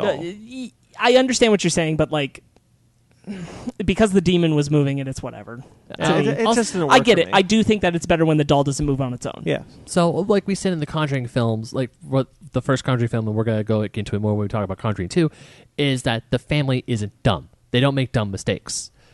If my wife said, if like a murder happens in my house and there's like an object associated with that murder, I want it gone. And then my The fact that they kept the doll. yeah, the fact that she's like, no, she has a home here. Like, Oh wait, no. You know what? You know what? To your point, it's less stupid than what you're saying, but it's still stupid because they don't pack the doll initially. Yeah. It shows up in a He box. throws it in a trash can, Yeah. and then it comes out of a box, and it's implied that it like seduces her into deciding to keep it. Still dumb. But I'm like, it's not. In a film that tends to be kind of heavy-handed, it's not heavy-handed enough, and it's like, oh, is that Get what that happened doll with her? out of here. Why would you keep that? If Yeah. I threw away a haunted doll and then it shows up in my boxes, Sure, I wouldn't put it in my kid's bedroom. After I moved 30 miles away, I'm like, no, this needs to die. The fact that the husband still decides to not be concerned at that point enough to like do anything is baffling. Yeah. That's like a big nope. Oh, you know what's a good scare in Annabelle? Actually, it's when the doors are flipping, and then the little girls in the thing. You know, and then I she know runs. which one you're talking about. Yeah, that little girl that's supposed to be Annabelle, but if you take a creation to an effect, then it's supposed to be Janice, and it doesn't look like Janice, and that's weird. But yeah, it's when she runs from the thing and then shows up in the room and is an adult lady. I thought that was a good, effective scare. that is a good scare. You're right. You know, that's a decent scare. I remember that from the trailers. I'll fully admit that it didn't work for me because I'd seen it.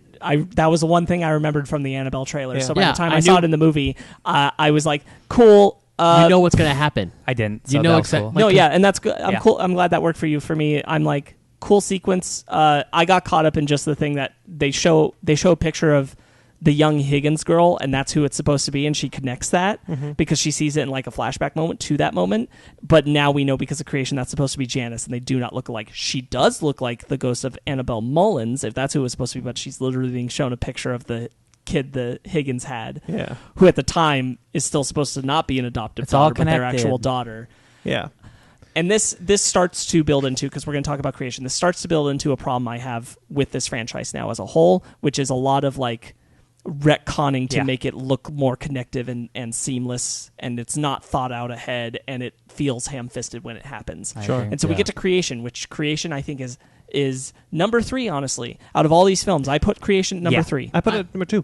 Number 3 for me. I think it's 100% quality. I think it does all the good things that The Conjuring does. It has unpredictable scares. It doesn't go for the jumps easily. It uses excellent, terrifying sequences. I care about all of the It's characters. better the Nun movie than the Nud. Huh? It has a Nun cameo, which I think is a better the Nun movie than the Nun. Oh yeah, the picture. Yeah, I thought that was cool. Yeah, I just didn't need it. But I care about all the characters, both the Mullins, who lost their daughter. I care about the sister, who's looking after the orphans. I like all of the orphan girls. Yes. I really appreciate them. It's very effective in its pacing. Yes. And it does the exact same thing we were talking about with the Conjuring films earlier, which is like when it launches so hard into shit hitting the fans so early. I didn't expect it. I remember the first thing that got me the first time I saw it was when Annabelle's ghost is tapping the window and she turns and says, "Your soul," and she's all demonic looking. And I was like, I didn't think we were going this to like ramp up to 60 this fast. Yeah. This is great. And things start happening quickly. She gets yanked out of that chair. Yeah. By the dark and dropped down the stairs, and I'm like, I don't know where this movie's going. This One is of excellent. my favorite scares in Annabelle Creation is when she's outside and the nun lady goes away and then comes back and you just see her quickly grab the thing and push her into the barn. It's like, wait, what's going on? And you don't see the face. I think that's really effective. You know what? And terrifying. Also got me was near the end of the film when the scarecrow comes to life. Scarecrows. Oh, yeah. Heck yeah. Good. Yeah. Scarecrows That- good. Scarecrow. that whole sequence is a great example that I'm going to be bringing up in the other spin-off films of not using jump scares and using actual tension to create fear is when Carol is trying to stop the lights from going out. Yeah. Yeah. In the shed after she's been chased by the scarecrow. And that's the one time where we really get a good look at the demon, and even then it's still in dark. Yeah. When it comes down upside down like a spider. Yeah. Yeah. Another. Sorry, the actual scare I really liked in Annabelle is when she's in Annabelle's room, or Belle's room. I think they call her B. Belle. B. They call her B. Aw. They call her B, and we're not really cued into it. It's Annabelle. Well, obviously we know because of the doll, but when she's looking at her journal, it's like Today, many pages later, today I came home. and I was just Yes. like, shit. Yeah. Yeah. Talking about creation entirely, the opening with the Mullins, just the setup, Yeah. Uh-huh. I really like. Yeah. There's a weird thing they do about 12 years because their daughter dies 12 years later is when all this happens. Then it's another 12 years before the events of Annabelle. Yeah. That's it's kinda whatever. like There's no 20 direct years. connotation of what that is, but It's like a Jeepers Creepers it sort of thing where it's like X amount of years pass and then shit hits the fan again. Yeah.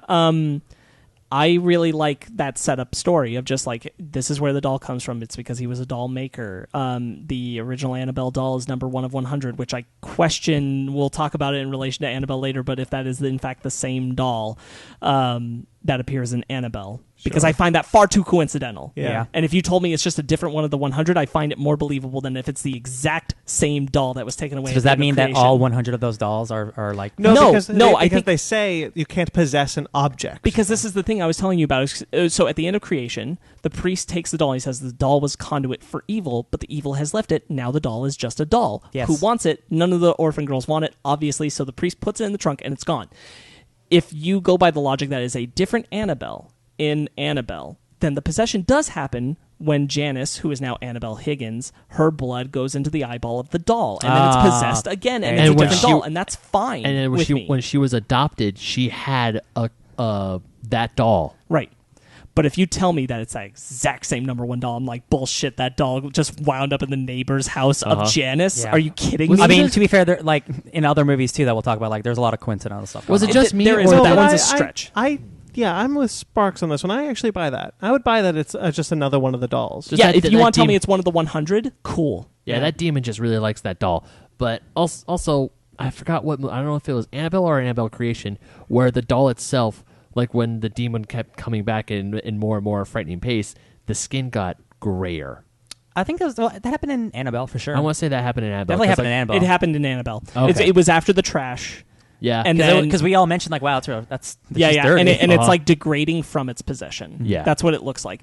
Yeah, for me, Oh, the I mom find in it. the I find basement? it a more entertaining, dramatic irony for the demon if it's a different doll, and it's like, Yeah. are you kidding me? The demon's just like, really? This doll again? Yeah, When like it's all like hitting the fan and they're trying to run through the house and trying to escape, and then when she goes down the dumbwaiter with and sees the mom of Annabelle Higgins, yes, and Ooh. she's like lopped off at the waist. yes, crucified to the wall. Yeah. That's messed up. Terrifying. Love it. Even... Everything related to the setup of the mom is an excellent sequence. yeah, it is, because I like... especially because you think she's evil. Yeah, Oh, yeah. I thought she was, and then we finally figure out that they were just trying to get to see their daughter back, and that's when the demon was like, "Ooh, I could get these guys." And they can never see they never see their daughter, just hear her. Yeah, so Exactly. this is an Oh, important yeah. distinction to me. We keep seeing the spirit of Annabelle, but it's because I had to have this like breakdown. So Annabelle's spirit never actually came back to the house. No, it was Yeah. a demon looking like Annabelle, and it used it to get into the possession of the doll, and still uses her appearance. But Annabelle never actually came back. Right. No. They just call it Annabelle because it looked like Annabelle. It at first, and decided the to name take stuck. it decided to take Annabelle's name because Uh-huh. later Janice says, "I'm Annabelle Higgins." Exactly. And when she kills her dad, Yeah, we'll get to that. So I had a train of thought, but it vanished. I'm sorry. That's okay. Somebody else talk. I'll tell you come back to something, it. Sparks. You were talking about how quickly a lot of these movies get to the shit hitting the fan. Yeah. It's because these movies are not 2 hours long. They are all under 2 hours That's long. not true. Conjuring and Conjuring 2 are over 2 hours. Are they really? They Yeah, they are. Damn, because I just Conjuring- looked at like 3 of them. and- They're all like and an hour Annabelle- 40. But they're 3.5 hours. And Oh, man. Annabelle This isn't Creation, Avengers. Annabelle Creation is very close to 2. Damn, The really? others are shorter. Okay, I guess But- the 3 that I looked at No, were that's all- what's yeah. that's the other thing that's Conjuring 2, and Yeah. Annabelle Creation. They take their time, and you don't feel I like guess they I just over- don't feel it because No. they're good. They're yeah. not Nope. overdone.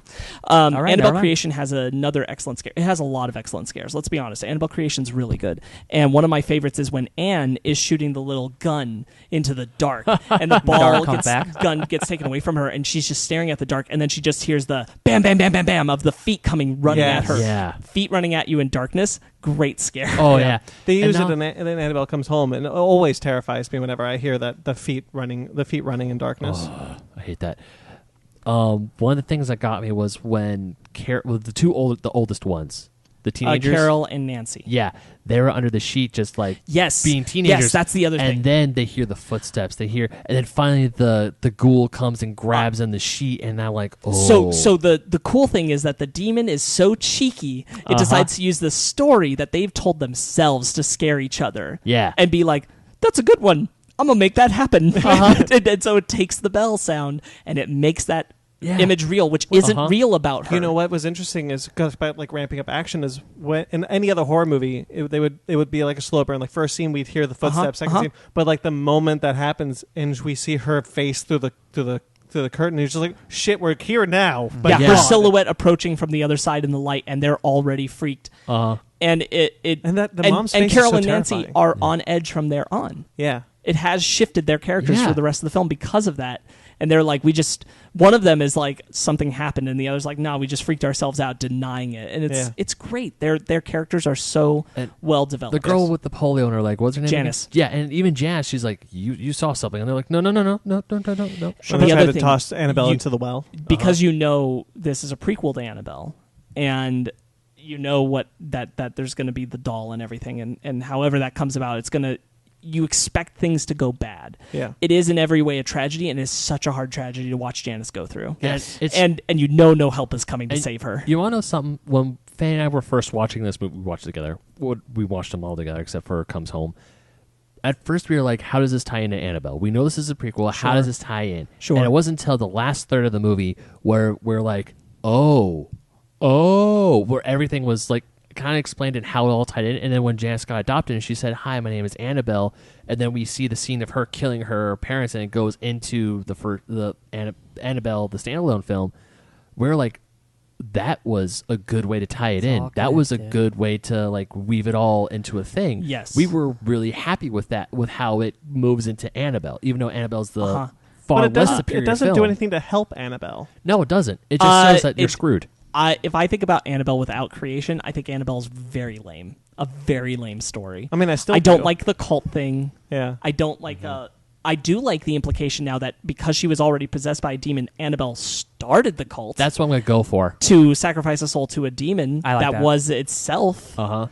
I like that implication a lot more than, she just, 2 just joined the years cult. later she became part of a cult and she just decided to do this and now she's a haunted spirit that's trying to sacrifice a soul to this demon. I like this better. I like the implication that she got possessed by a demon and she went into hiding and she got adopted and then she built herself up and then she built a cult. That's what. Following. I like that idea. It makes it feel like there's actually an impact these demons can have when they're possessed and they get away. Uh-huh. Yeah. The following has had a lot more talk in this episode than I ever thought it would. Yeah, I know, right? I mean, like, when we were watching Annabelle, I was surprised I was like, okay, so it is, because I suspected it because of the end of Annabelle creation, and I had no context of what Annabelle was, and I'm like, okay, there's like a dude in white, and she's in white, I guess something's up. Yeah. And then they start talking about the Manson family on the TV, and I'm like, cool, she's cult. Yeah. And I much prefer the implication that she started it. I think that's cool. That creation does add to it for me. Annabelle on its own, I think, is lame. But if I think about creation, even though like obvious retconning occurs, Oh, yeah. Yeah. and like it's super heavy, but it's so nuts that like Annabelle is so and then they made another film about that character later, and it's far superior, and it's written by the same dude. Yeah. Yeah. That's crazy. That never happens.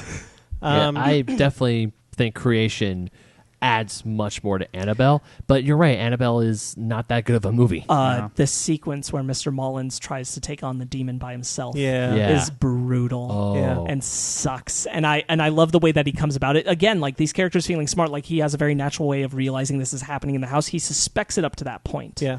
But he has a very natural way of realizing it. because Anne says, I'm worried about these things, and she's explaining like, yeah, her room was open, this blah blah blah, and he's like, no, the doll, and then he immediately goes to take care of the situation. The doll's like, I'm on top of you, even the then, demon. like even when the door opens up, you see all the papers on the wall. I immediately knew, like, that's Bible, that's the Bible. And Fan's like, what are those papers? I'm like, I'm pretty sure it's the Bible. And then they show how, I know it's not her name, but we call her Eowyn the whole time when we were watching this. That's the same actress. Oh, Robin Wright. Yeah, Yeah. Thank you. And how, like, she was explaining, like, hey, this is what happened. She tried to steal my soul, try to save my soul, Yes. so we locked Annabelle away in a Yes. room. And When you see the her face revealed. oh, so great, so Awesome. great. And So then 5 minutes later, crucified up on the wall. Yeah, that's right. Just messed Yeah. up. I never. And you feel bad. I get. I always feel like dumbwaiter scenes can be misused very easily. Yes. I don't feel like the one in Creation is. It's just used as a tactic for her to escape Janice, who is possessed at that point, and she goes down, and then it uses Annabelle's mother to get at her, and she goes back Oh. up, and she gets grabbed by the sister, and I really like that. Yeah. I like that the sister, once she's aware of it, immediately tries to tackle it and take it on, Uh-huh. and it doesn't go so good, but like she does. That whole thing, the way it gets triggered, I really like, because she just finds Anne taking the doll away from Janice and throwing it in the well. Yeah. Uh-huh. And she follows her out there, and she's got the whole like sound of footsteps chasing Anne, and she's So looking great. back, and there's nothing there. And then the doll tries to pull her down into the well, and the sister's immediately like, "Oh, okay, Uh-huh. Yeah. got it." And then it was like, what's going on? Just run! And they're running away from the well. Yeah, the sequence where Janice gets rolled into the workshop Yeah. Oh, and that's- sealed away from the others, and then vomited into by Annabelle's spirit, which is the demon. Yeah, being possessed finally. Brutal watching that happen to her. You're like, man, Yeah. that sucks. I Poor kinda, Janice. I kind of do like how in the Conjuring universe, someone's going to get possessed. Like it Because happens of in the that. yeah, in the first Conjuring, we see the witch possess the mom finally by like going bleh in her mouth. The same with There's a clear tactic to it. Yeah. Ectoplasm. I call it Um, the Evil Dead tactic. Uh, Yeah. yeah, I really like that. Janice getting out of the wheelchair Uh-huh. and the dark coming around, and it kind Yeah. of looked like a jackal to me, but the demon taking its form to take on Mr. Mullins, also excellent. See, there's just so much good in that movie. They use darkness really well. They How use it- darkness. They use their set really well. How the darkness like almost kind of like surrounds as like an imposing force. Yeah. So Conjuring 2? Yeah, this is the best one. Yeah. Conjuring 2 is the best. Yeah, This is Conjuring my 2. favorite. I forgot how we finally get to have my. extremely good this movie I would say is. Conjuring 2 is the best of the This films. is the part of the conversation I've been looking forward to the most. I can't wait to talk about The Conjuring 2, the best horror Christmas movie. It's a Christmas movie. It is. Fight me, Brandon. I'm not going to. I've lost this fight It's before about it the began. values of Christmas, I don't family, care. and togetherness. Don't care. And here it is. Ho, ho, So the Crooked Man's really horrible. cool. Yo, the Oh, Crooked Bill Man's really cool, but I Wilkins. don't want a spin-off movie. Yeah. Talk about that. Yeah. Are we getting a spin-off Yeah, we are. movie? Yep. So anyway, Conjuring 2 is, yes, I agree, 100% the best of all of this. Yeah. Fantastic in And every again, way. like I was talking about how like James Wan is like he's like the bee's knees of directors, right? It's like we watch Conjuring and then we watch Annabelle, Annabelle Creations, and then back to Conjuring 2. The first 10 minutes, there's already more camera work, more crazy lighting, more. I'm just like, God, this guy. So- I'm so glad he's back on board. I think he has directed the best. I guess I can't say it, but kind of cheekily saying it. This is the best Amityville horror film in the first 5 minutes of the movie. Oh yeah. I mean, besides the Ugh. original one, I mean, like that original's it's good. I've never of seen its it. time and holds Which up. is See, why so I said, yeah. Which is why I said cheekily. I'm saying this. I mean, but besides that, like it is a good representation of it. Yeah. I will Yep. say it does a very good job of tackling that case without doing a film about that case. Yeah. Oh Yes. yeah. Yeah. So yeah, that how we first find out that it's actually Valak who is involved in the case was really interesting. Valak, our the Thanos of our universe. I get confused on that because I can't tell if it's that Valak did that, the Amityville case, or that Valak she's having a vision about Valak while she's there. I got the assumption because Valak of the was because there. of the consumption of the evil. Yeah, I thought that too, but then I think back on it after the rewatch, and I'm like, it's just I don't know if there is a right answer to this. Perhaps it's deliberately vague. because she's looking into the evil that's there, but it doesn't show that Valak did it, the Amityville. What happens is that she senses so much evil there, and a spirit from there takes her down to the basement where she has a vision of Valak, but Valak's only showing her the future because she's getting the subconscious visions of Valak. And what I think makes this questionable to me is because I don't think Valak is actually haunting her when they're at the home. She's having visions because she's so susceptible to this stuff, so she's having a vision of Valak because she's being forewarned about her future. Okay. But it's not Valak actively being there because Valak is in London. And if that's the case, I think she's having a vision about Valak, not that she's actually encountering Valak. I think it's deliberately vague. I do also, but that's because I don't believe it's actually the entity of Valak. Because there have to be, the further we get into this, there have to be some rules about what they can do and what they can't do, because otherwise, like, certain things don't make sense. Yeah. And I don't think Valak is actually in her home when the painting is there. I think she's having a vision. Oh, no, that is definitely, like, she's having a vision of Valak. Right, and that's what I'm saying. So that makes me wonder if Amityville is also that vision. Probably. Because, and here's the key reason why I come back to it. In the vision she demands the name and gets it. Why would the demon actually give her the name when it's the thing that can beat it? That's right. Yeah. So if it's a vision of Valak, it makes sense why she gets the name out of the vision. If it's actually Valak, I don't understand. And also, what I liked, because the whole time I'm watching Conjuring 2, I see Valak everywhere in the Warren's home. Yes, Like, because I think Ryan has a point about this that I kind of agree with, but I think the implication of it is that Valak is so much in her home because you're supposed to realize that it is something of her subconscious, what she can do, trying to scream at her, this is coming, this is the name.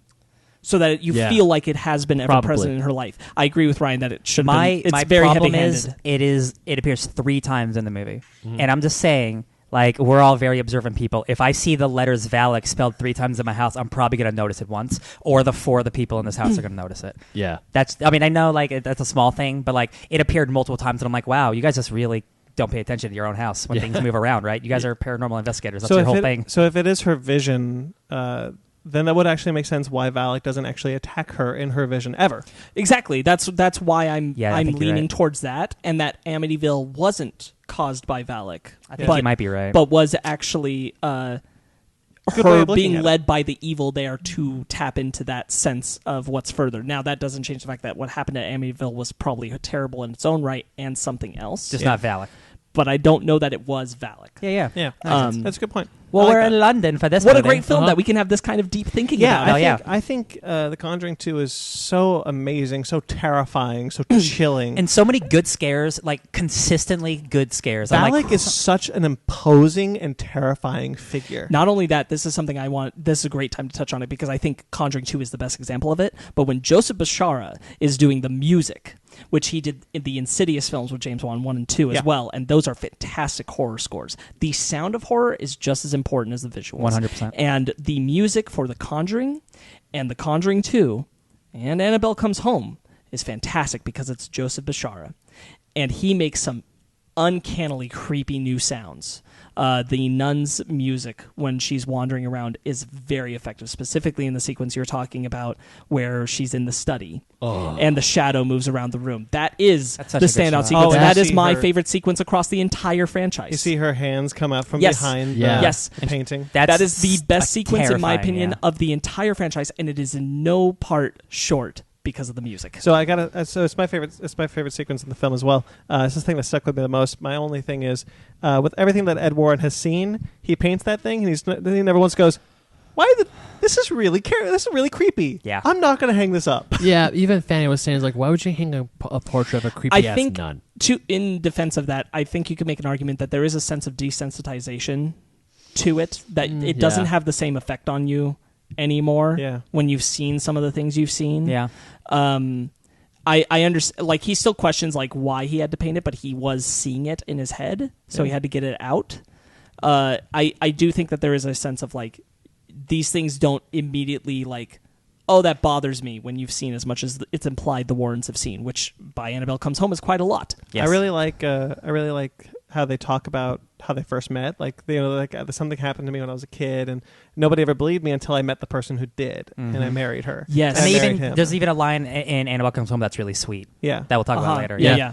What was I gonna say? The personalities of the Warrens are they're still like regular people, but like these are really charismatic, fun people. Like he plays guitar, he loves Elvis. Yeah. Like it's like these are just like these are genuine people who just want to help Like people. They also deal with demons. Like when he's hearing the story about how her ex-husband went away, like moved or left him, and then how it's like, yeah, he took all of his music. We haven't had music in the house for years, and he plays him Elvis and gets him the Blue Hawaii record. But one of my favorite shots, because I have two really good shots in this movie. Hold on. Can you hold on to it just for a moment? Because I want to touch on the Elvis moment you Go just talked about.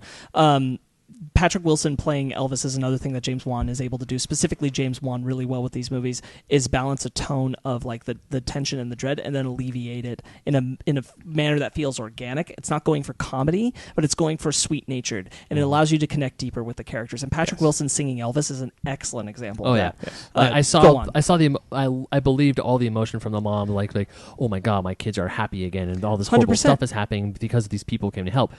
But two scenes, because my favorite scene in the whole Conjuring universe or sequence is the demon with Annabelle under the staircase in Creation. However, I love the scene with the nun in the study because that scares the daylights out of me. Final Fantasy 15 boss fight, but also so many props to James Wan's camera work of when Patrick Wilson is talking to Bill, where you see Bill go from the girl to Bill, but he is never in focus. It actually took me 2 watches to see that had happened. Yeah, because when it's they're in the foreground with their eyes closed and they can't and looking away, and you just slowly see her transform into Bill. And I thought that was so cool. And him talking, always out of focus. Patrick Wilson always in, and it's a great conversation. It's a great scene. Long shot. And then finally, when the spirit leaves, and you see the girl go back to normal, and it's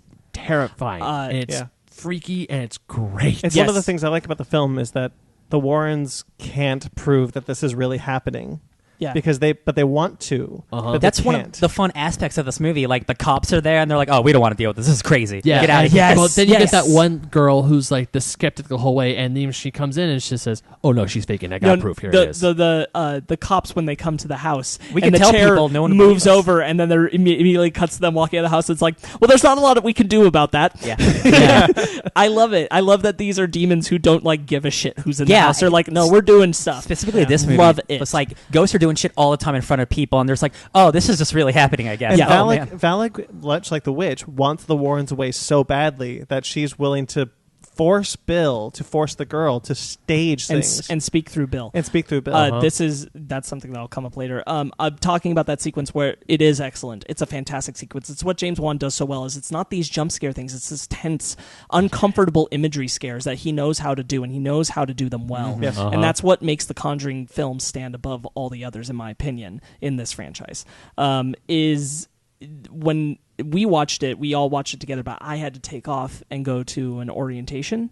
So I missed the last 30 minutes. So I rewatched them last night. In order to get to that 30 minutes, I was going fast forward through because I didn't have scene select because it was digital. Anyway, when I hit that sequence, watching that in the little clip that shows up at the bottom of the TV and fast forward, that was something. Because I watched the transformation happen much faster that time, but it's still effectively disturbing like to the see. body morph and stuff? Yeah, especially because it's one held shot and you're like, wow, that's crazy. If you have the opportunity, watch a fast forward of that scene. It's just interesting to watch the imagery. I think that the scene's excellent the way it is, but it is interesting to see it when you can see it so clearly happening. Yeah. Really good. Yeah. It's brilliant filmmaking. It really is. Let's use just Conjuring, because Conjuring 2, it takes stuff from the first Conjuring film, but I want to say it amps it up a little bit more. Like the scene where the girls are across the street and the neighbors, but it's only the mom and the one who's being possessed in the house still. And then the Warrens show up and they go out, walk in the room, and there's all those crosses in the room. And then eventually later, when it's like a wave, all the crosses start turning upside down. Interns. I made this. I made the joke. You made that joke. So there's some 16-year-old behind the wall just turning all these crosses for the shot, and then in a dozen of them. every other movie now, there's shots of crosses turning. I'm like, oh, they got that intern back for this one. Oh, the interns for Annabelle comes out. I noticed the crosses going upside down a lot in The Nun, and also in Annabelle comes home. There's actually a really effective one. Since you brought up The Nun, I just want to talk about, before I forget it, one of the more effective scares for me in The Nun is when Tessa Farmiga wakes up after going to bed and seeing one of the nuns like praying praying in front of her bed, and and it's very subtle in the background. It's very subtle that in the background the cross is flipped. Yeah, it was good. It was a really effective one, I thought. But anyway, back to Conjuring 2. Conjuring 2 does the same thing very well that Conjuring 1 did, which is where I feel like I've just stepped into the lives of this family. Yes. And I care about all of them, but I didn't need to like have character-defining traits for all of them. It's impressive. It's impressive how those films work so well. And you care about the character so much that when the girl becomes the crooked man, you're like, oh no. By the way, the crooked man reveal when the dog is terrifying. Oh, that's awesome. I love when the mom realizes that this is real and they bolt over to the neighbors, and the neighbors are super helpful and everything. It's a really cool, like, it feels more genuine of people than the horror movies tend to go for tropes. Yes. And I really appreciate You know what it reminded me of, honestly? I just realized Poltergeist. Because that's a whole thing about parents believing their kids, regular people coming in going, oh, this is all real. But like a way more horrific Funny version. thing is, I got the Poltergeist thing from Comes Home when the TV turns on. Yeah. Although, so this is a really quick little anecdote that I just looked up and just to double check. But so we know that the upside down cross is used in a lot of media as a term for like the Antichrist. You're going to talk about it not being actually meant to be the Antichrist. It's technically St. Peter's cross because St. Peter didn't want to. Well, I didn't know that. Yeah, it's an interesting little bit. It's been kind of bastardized over the time, but St. Peter didn't want to like have the same cross as Jesus, so he flipped it. Yeah, and he was like, "This is it's not very cross. original." I'm very surprised you knew that. Yeah. Cool. My favorite thing about this movie, it's not even a jump scare. It's just like it's like a plot device. It's like you have the two recorders because he only got one part of Bill's message, and you realize that Bill is not the bad guy. His spirit is being forced, and it's like, of course it's played. It's like to figure it out, it was played backwards. He will not let me go, and I'm like, and that like blew my mind. I'm like, man, James Bond, you're killing it. The whole plot twist in this film that you don't get in horror movies of like, hey, that malevolent spirit you think is bad, guess what? Actually being held there by a demon. Yeah, excellent. Yeah, that's a super like, great the idea. Demon, like the spirit himself, like because when a Lorraine does commune with the spirit, he's like, I've been trying to leave. I know I'm done. I don't want to. I want to go. I'm 72. I was like, I want to go. The demon won't let me. She leave. won't let me leave. Yeah. The sequence where the boy is in the back and the crooked man appears. And the crooked man chases him down the hall to where the family is, and you hear it speaking like that, but when it comes around the corner, it's the girl. I know. So, question. Is the crooked man Valak, or is that... The crooked man is a... or is that a completely different demon? It is a illusion created by Valak, which is what Lorraine says when she realizes that the Bill spirit is being held. She's like, Bill and the crooked man, all of that has been manifestations created by Valak. All right, so Valak's the one like messing with them. Which is key reason why I'm very upset they're making a crooked man spin-off. So yeah, that's what I was about to ask. The thing about the crooked man film being announced led me to believe that because Bill is a real person who lived and his spirit was being bastardized by Valak, Bill Wilkins. It feels like the crooked man will be retconned into being a similar type of entity, not a benevolent entity, but like a malevolent entity that's being used by Valak. Yeah. That's what it looks like. Yes, anyway. Very likely they will do some retconning to say, hey, More that spirit Valak. also exists at some point, which... More Valak. In my opinion, anyway. Sure. I don't need a Crooked Man spinoff. Yeah. I like the Crooked Man in this movie. I don't need a whole movie about him. Same here. I thought, especially because he's not his own thing. There's actually a Crooked Man movie, like an asylum movie called The Crooked Man. Yeah. So I just want to give quick credit here. So the two Conjuring films have been written by Chad Hayes and Carrie W. Hayes entirely for the first Conjuring film, and the second one was Chad Hayes, Carrie W. Hayes, David Laisley, Johnson McGodrick, and James Wan. And they crushed both of those scripts. They're fantastic. 100%. And I only bring this up because we're going to talk a lot about Gary Dauberman in a bit, who's handled pretty much everything else in the franchise that isn't everything Curse of that's La not Llorona Conjuring. and Conjuring 3. Yeah. So we'll get to that, but like they killed it. These scripts are fantastic. They're tight, but they're inventive. Again, like the thing is, I remember going into Conjuring, going into Annabelle Creation, going into Conjuring 2. I didn't know where it was going to go. Yeah. And that's very strong. And what I think is so impressive about Conjuring and Conjuring 2 is they're very bloodless. And I mean that people aren't killed, and yet they're very effective horror films. Yes. Even though you don't see people killed. I mean, even it goes though on a back to- rewatch you won't see people killed. One time I had seen a change in how we create horror films. I had noticed that there was a big change for a long time, horror films, the bad guys won at the end. primarily because they wanted sequels, but also because that was the way to go with them now, because we've seen all the ones where bad guys didn't win. Where now the bad guys always win at the end. All the heroes died in either self-sacrificing or just in ways or whatever. And then there was a shift. And I think Conjuring was one of the reasons why that shift happened. I agree. Of, no, the bad guys need to lose at the end. We need to have a sense that good can win again. Sometimes, because Annabelle Creation, it wins. True. But it's still effective. And yes, so in that one, 2 people did die. And I think in the most bloody of these films is Annabelle Creation. As in But where, even we see, so, where we see Black Blood. Our protagonists in Annabelle Creation, most of them make it out. Yes. But there With are the exception of the 2 Mullins and Janice. Yeah, but for the most part, the people we care about make it out. Yes. Oh, yeah. And it's very impressive. I think what is, speaking to your point, very much effective about these Conjuring films is that they have established that death isn't the only thing that's scary. Yes. Mm-hmm. Which I think is a lesson that American Horror Story never learned, and why I didn't care much for that show after a while is because they thought murder and death, actual killing, is what's scary. Yes. And it's not. It's not the only thing that's scary. Walking Things Dead? that scare you are scary. Yeah. And Demons are scary. Conjuring and Conjuring 2 are wonderfully effective at using their visual imagery to terrify you without having to murder any of the characters for you to still be scared. I didn't even think about that. Yeah, the kill count in this franchise is very low. Yeah. Which is awesome. Yeah. What, especially for Conjuring 2, a lot of Conjuring 2, and even some of the Nun. I remember, I don't know where exactly I heard this, but someone said that when people say they are afraid of the dark, they're not actually afraid of the dark. They're They afraid are of what's in it. Damn it, Brandon. Well, I was we're bouncing No, off each other. I want to say You it. can still say it. Oh, you can still say it. I'm sorry. No, it's gone now. thought we were doing I thought you were going to say that. the absence of light. No, it's that. We don't like Conjuring 1. When that one sister, or the 2 sisters in the room, she sees something behind the door. It's dark. The girl goes in, comes out. We Nothing's don't know there. what's in it. Yep. Yes. The encroaching darkness. Yes. I want to say, in like every time when Valak shows up, the encroaching darkness Before is- it became overwhelming fog. Yeah, we don't know what is in there. We're terrified of going in that darkness. Yeah, and it's your imagination that Yeah. is so Exactly. terrifying. But the Yeah. thing that I think the Conjuring films, specifically the 2 Conjuring films, have done so well is that you are terrified and your imagination's running wild with what the things are, but it never goes to what you expect. Uh-huh. It never does the typical horror tropes, and it never, like, there's no close the mirror and there's something there sequences. I think the only one I can think of in all of this franchise is Annabelle Creation, and even then, it wasn't ham-fisted. Which is by the way, in Annabelle Creation, that moment when she does figure out that the demon's in Yeah. B, and B shifts into the adult jangly body, but it's still a person and I it's love facing that. away from her. Creepy. Yeah. Very. Terrifying. Yeah. But it never goes for like when they're looking in the corner in Conjuring 2, and it's like there's something there in the dark, and you expect something to come out, or for them to turn the lights on, and it's like, that's it, there's nothing, blah, blah.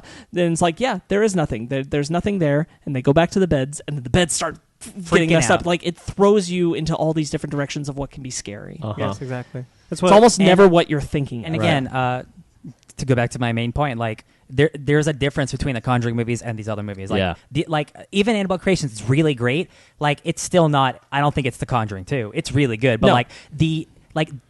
not the Conjuring movies. Those are like pedestrian. Like, they are traditional horror movies. Like, 3-act structure. You're like, oh, you know when the jump scare is gonna happen. The Conjuring movies, like, really. They try to do something different, and like they know how to scare you. And James Wan is just so good at knowing how to scare you. Yeah. He's I made, think like almost nothing but horror movies. Even Aquaman has horror in it. It's amazing. Even when Lorraine figures out the demon's name, and she figures out, and she's like, because at first I thought she was ripping up her own Bible, but no, she was like viciously writing it down. Yeah. I really like how even when the lightning strikes and we see that the point of the tree is like, Yeah. oh, it's the tree that's gonna kill Ed. Doesn't I mean, but obviously. we know that because these are kind of based on true stories, Ed doesn't die then. He lives into the But it's not 2000s. important, you Yeah. know? It's not important to know that going into it, because again, like, death isn't the thing that matters. It's No. it's what's happening in the middle Uh-huh. and Exactly. everything else. Yeah, yeah. It's the journey of it that's so I don't want to say like terrifying, because that's not the word I'm looking for, but like pulse engaging, I guess. There you go. It's what gets it all going, and it all works for you. Yeah. Speaking to what you said about a 3-act structure, that is like what Conjuring and Conjuring 2 so successfully did. I'd argue Annabelle Creation. I'd even argue The Nun to an extent. They violate... The Nun is like the bad outlier where I like a lot of the stuff in it. Which Yeah, is but weird. but they violate the 3-act structure. Some of the best things that'll happen, some of the scariest sequences, the nun walking through the study, happen far earlier than the third act of the film, where a lot of other horror films save all that stuff. Yeah. You are engaged in scary things throughout. That's what makes this franchise work on the whole. So I don't know if we're gonna to start going to the Nun, but I actually had a lot. It's of, nunning up. I had a lot of fun with the Nun. Real quick, any last thoughts on Conjuring 2? Conjuring I think 2 it's is great. fantastic. It's think an it's excellent incredible. Christmas movie. It's one of the best horror movies of the 21st I'm giving you shit, but I did think about it, and I'm like, well, Yo, man, I see you people hanging go up for Christmas horror. lights. It does have Christmas values to it, and I do like it. I do like that it's a very effective film that's set in that Christmas time period. It also does add a flavor to it that I think works really well. Right. Exceptional. Conjuring 2 #1. So let's go to the Nun. The next one in the franchise was Annabelle Creation, and now, but then it was the Nun. The Nun. The Nun. This was again one Ryan and I did not see in theaters and saw for the first time this week. Obviously Ben did as well. I saw this one in theaters. Yes, you did. So once again, going back to my Final Fantasy analogy, I got a lot of dungeon crawler vibes. Yeah. And I actually This seems like a haunted thing monastery is, for sure. I had a lot of Fanny and I. We talked a lot during the Nun, but it didn't there were some creepy things, but also there's a lot of things that we were yelling. It's like, hey, ladies, you know the door that says God ends here? Lock the damn door. So that's the thing. So the thing about the Nun is, I don't think it's particularly good. I do think there's good imagery in it. There's some less great so shit. Less so good scares, but there's a lot of good imagery. And I think the main three are actually pretty engaging. Yeah, so this is like the weird outlier where I like most of the characters and a lot of the scares are good. It's just it's the plot and the story. I'm just it's really bad decisions. Just some really bad decisions in the execution of some of this stuff. Yeah, yes, you and I had a long conversation about this after trying to kind of piece out what worked and what didn't work. I love a lot of the imagery in this more than I would say a lot of the other movies, but it's the execution of the rest of it. Very cool to be set at the Abbey. Yeah. Oh, yeah. Really like It's the a setting great- of the Abbey. Not it's a only is great it different spot. for this franchise, it's very different from most horror movies. That's an awesome setting. Yeah, I agree. I mean, the plot itself is kind of, there's just a nun suicide and then it just tumbles into there. But even the Mother Superior, when we first see her, I'm like, she's Oh, you mean like the black dress? Yeah, like, the- Alice. And that's one of the things. Abbas, thank that's you. actually one of my favorite things about the Nun is that this is one of the first times that they blatantly have benevolent spirits actively trying to stop Valak. Yeah. And there's a lot of because the film cues you in. If you see their face, they're good. Mm-hmm. They're supposed to be there to help. They're trying to help. If you don't, they're bad. And it only ever violates that once. And I think that's kind of engaging. I like that idea that when you realize they were all dead the whole time. Yeah. Yes, I just wish the execution on it had been better. Sure. It's good ideas, not executed well. Yeah. I don't like I right away was put off about the idea of a nun film to begin with because I think that if you overuse the imagery of Valak is less scary. And 100% I feel that way coming out of the Nun. Even watching, even looking at pictures or images left from Conjuring 2, like I said, I watched the last 30 minutes of Conjuring 2 again last night because I needed to just remind myself of what happened. Valak showing up in that, I was less intimidated because I have now seen the Nun. Yeah. And that disappoints me because I was like, yes, you're going to overuse this image. The image was used so well in Conjuring 2, and it relied so heavily on her in the Nun. Nothing else but her. And kind of killed it for me. Even each of the Annabelle films try to bring in a different spirit, but the Nun is just specifically, it's just Valak. Yes, and I have a big problem with the fact that Valak speaks. Oh, yeah. Oh, she does. Yes. Also, physical manifestations now, like physical zombies that we can attack. Oh yeah, Yeah. what up with that? Yeah, a little I weird, right? wasn't a fan of that. No, I wasn't a fan of Yeah. that either. Again, some of the some of the imagery is great, but So, doing some dumb this stuff. one I kind of do want to go by in a little bit of piece by piece in a sense. Farmiga's character, cool that she likes dinosaurs and kind of challenging the idea of religious beliefs. It goes nowhere. Exactly. Oh, yeah. Now, here's what's crazy. Gary Dauberman wrote Annabelle Creation, The Nun, and Annabelle Comes Home. The Nun seems like a script that was rushed and forced on absolutely. him, and Yeah. it shows in production that it was rushed. Jesus. This is why I wanted to talk about the Nun. One of the reasons. Okay, so my NDA is up for the Nun. The Nun had massive issues. Yeah. It shows. It had huge issues within production. They were still cutting that movie together and shooting it 2 weeks before the movie was due to be released. And the problem was that the director, I don't remember who the director was named, but he blew it. he destroyed this movie. And Hold on, I got it right here. yeah, so he destroyed this movie. The last 2-3 weeks, Corin Hardy. so yeah, the film, he destroyed the movie. And James Wan had to come in and direct what was left. So there's a lot of reshoots that are directed by James Wan. He did it uncredited because Very nice. he cared about that. He cares about this franchise. He doesn't want to see anything ruin it. Yeah. But it was too late. He salvaged it, if anything. In theory. So I pointed out to Ryan, there are a whole lot of light aperture problems in this Yeah. film. What that is, Ben's giving me a quizzical look. So what that is that there would be shots. A great example of this is the first time she sees the nun praying. Oh, yeah. And she's approaching her from the back. So on that shot, there is a bright light and then there's a brown thing right in front of the nun. Once the shot gets close enough that white light has disappeared, the light aperture has to rezoom and refix itself. This happens several times in the movie where the light has to readjust itself in shot. This is normally, it happens in big budget movies, but normally only like once. There were about like 8 in this movie. Amateur. And it's not something you can fix easily in post-production. Amateur hour. It is something that happens when you're filming it and you have to adjust the lighting in filming in order to fix it. Yeah. You want to know one of my biggest problems with this movie? Fog. That, but also when the main character, the nun who wasn't a nun until the very end, she kept saying the phrase "Mary lights the way."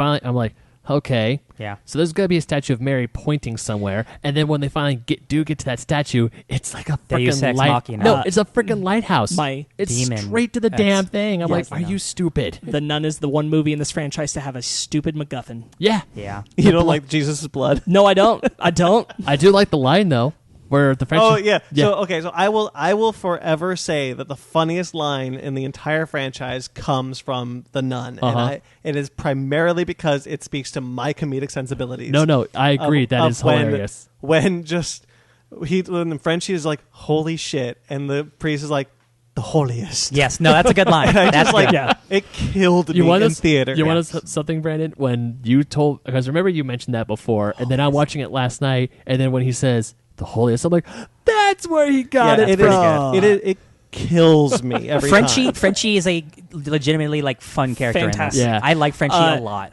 And, I like it when and the he's just like- smartest until the end. Oh yeah, I like it when he like takes the cross and he goes back Yes. to the Dude, tavern. he's a baller. Wonderful. Yeah, he's cool. Oh He's yeah, cool guy. that suicide of the girl doesn't go anywhere. No, it's Oh, just to that- tell you that bad things are happening. Yeah. And it doesn't It's make just sense Valak- because characters there. Valak's evil is infecting the town. which doesn't make sense since Valak is still contained to the Abbey and can't escape. But whatever. Yeah, that's This is not a well done script. No, No. it's not. 100%. It's not. The confusion around the nun's spirits who are trying to help her is messy, It's to say messy. the least.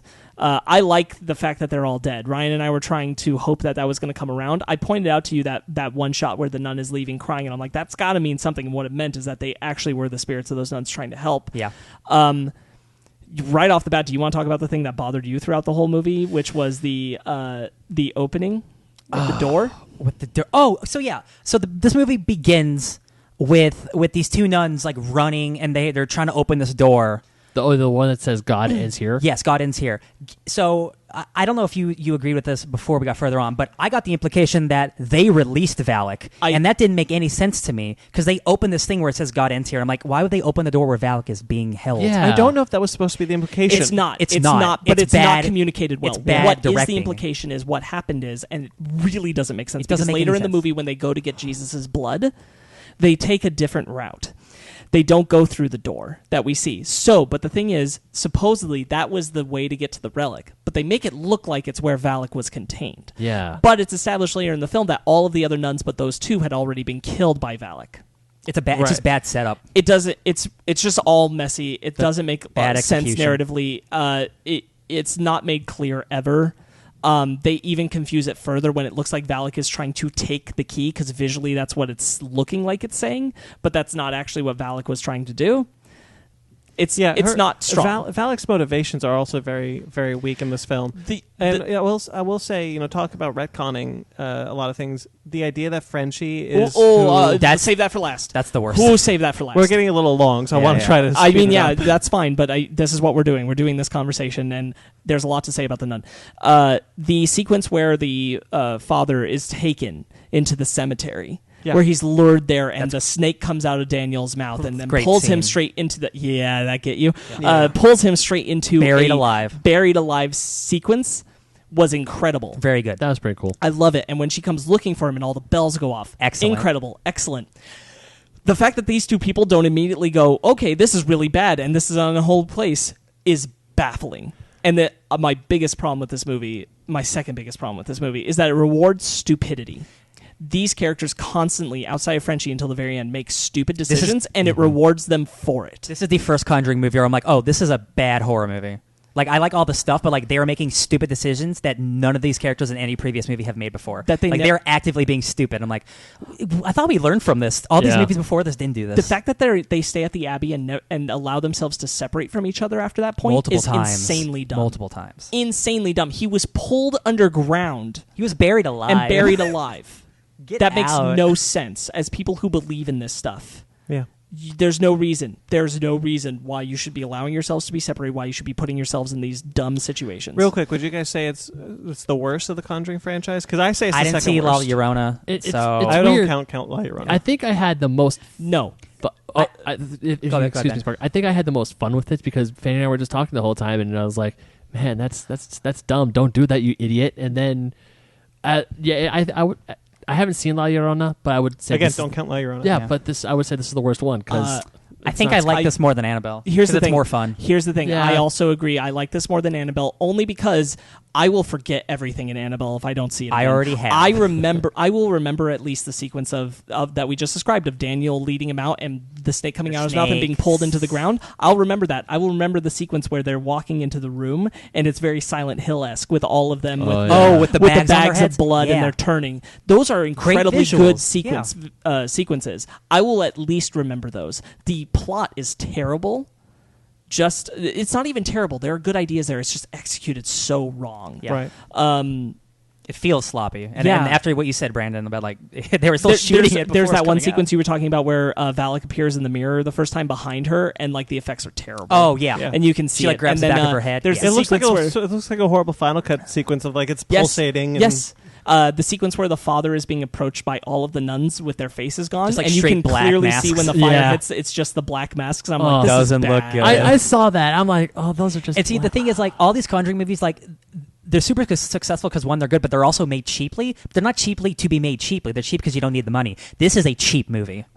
Another huge thing that I don't like in this movie: when the father is pulled underground, he's pulled into a grave. That they will tell you. This, I think it's the director says, "Well, that was just coincidental." When he's pulled into the grave, there's books in there, and he's like, "Those might help me," and it has Valak's name in it. Oh, which you're is right. and it's like Valak pulled him into the ground, so Valak pulled him into the Valak ground is to where a book sabotaging is, his to own- sabotage Valak, which Yeah. they Also- don't even use. Also, those books weren't there when he was in the grave. Well, to no, that's begin the whole with. thing. It created an illusion, and then it's he's actually dumb. in somebody else's grave. That's fine. And the tombstone has his freaking name on it. Yes, That's that all spooky All stuff, that yeah. is spooky stuff. That's fine. But the fact that he gets a book that describes Valak and then they don't Dumb. use the name, and that Valak showed him that book is ridiculous. Ridiculous. I do like how the nun gets back by spitting into her interface with Jesus' blood. Yeah. Oh, that is good, yeah. It's cool, but it's not what I wanted to happen. No. I'm like trying to to think say if there's stuff on anything Megan on else this. up to that point. I that I wanted to touch on. have a personal. This is me, and it does Yes. not ruin the movie thing. This is just a me thing. I don't like that Vera Farmiga's younger sister is the main character in this movie. They're not related. They don't have to be related, but she looks very much like her. This is a prequel. She even has special psychic powers. Oh, yeah. I don't think you needed to cast this person's younger sister in this movie because it only, for me, draws questions like, wow, are they related? Is this going to tie into this? When all of these movies are trying to tie into everything, it doesn't do that. And I was like, man, how many other actresses? I'm like, she's not bad in this, but like, it's her sister. It's the main character's sister from The Conjuring. It's like, why is she in this movie? I think it's a fun little Easter egg. but It's not an Easter It's not egg. an Easter egg. No, It's a, it is for audiences to be like, oh, that's she's related to Vera Farmiga. I don't think it. I Again, it understand. doesn't You said it was detract. just your Yeah. your thing, and I think it doesn't do anything. It doesn't detract anything. I mean, from I it. agree. Like, it doesn't bother me, but I wouldn't call it an Easter egg either. It's just like, hey, I know this person. Let's cast her. Yeah. So, not to say that she isn't talented. She no, is. she's good in the movie. I don't like, and I know Ryan agrees with me. I don't like that this ends with them beating the nun. I would have rather that when he does come upon her and she is possessed, that she had stayed possessed and she killed Frenchie and she killed the father, and that's how Valak got away. Yes.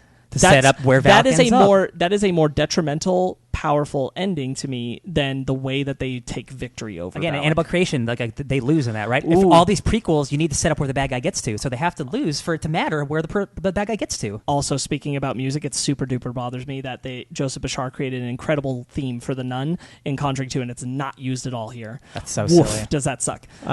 They did establish in The Conjuring 2 that the person that they exorcised with the cross coming out of his thing or whatever. Conjuring 1?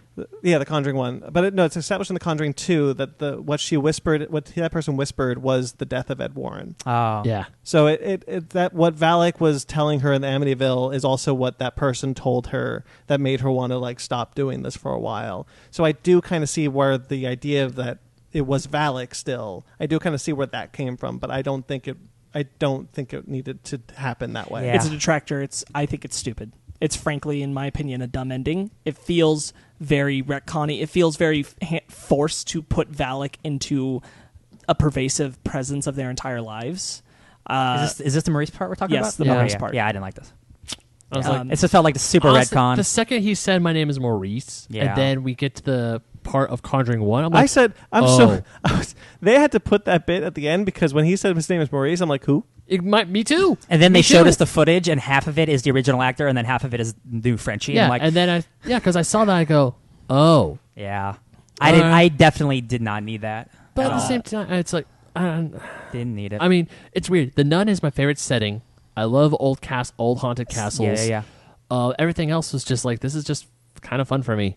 It's like, hey, these people are being stupid. There's some imaginative sequences, but there's a lot to. It's the to dumb. not like. It's not the worst movie, but it's definitely the dumbest one. Like right when the parts that kind of got me a little tense was when in the very beginning of the movie when the nun who was about to like jump off the ledge, she looks and she sees Valak coming at her. That's a cool image. and she's and then- crying, and she's like, "Lord, forgive me for what I'm about to do." Yeah, and then like the cross goes upside down and it even lights on fire. Yeah.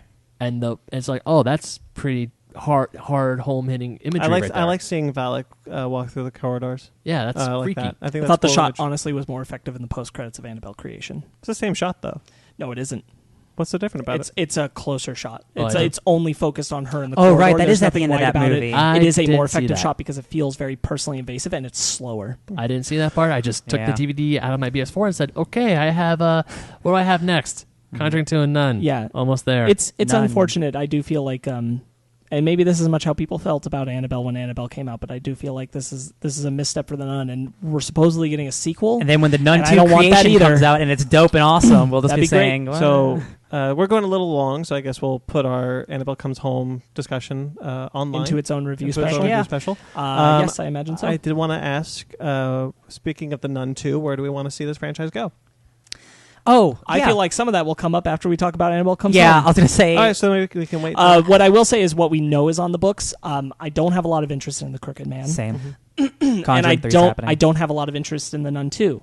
I am interested in the Conjuring 3, but it's not the same creative team, different writers, different directors, so that makes me nervous. really scares me. Nervous. James Wan may be producer, but James Wan's been producer on the bad ones in this too. yeah.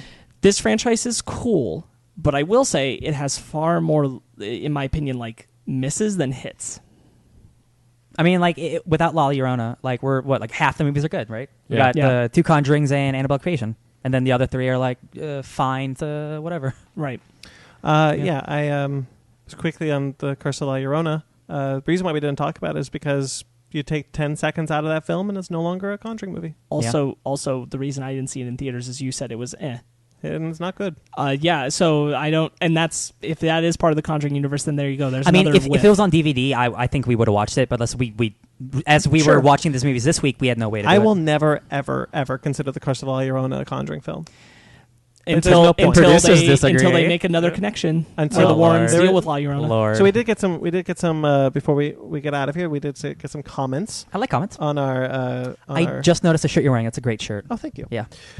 So I posted the thing, and the Key Thief says the best franchise.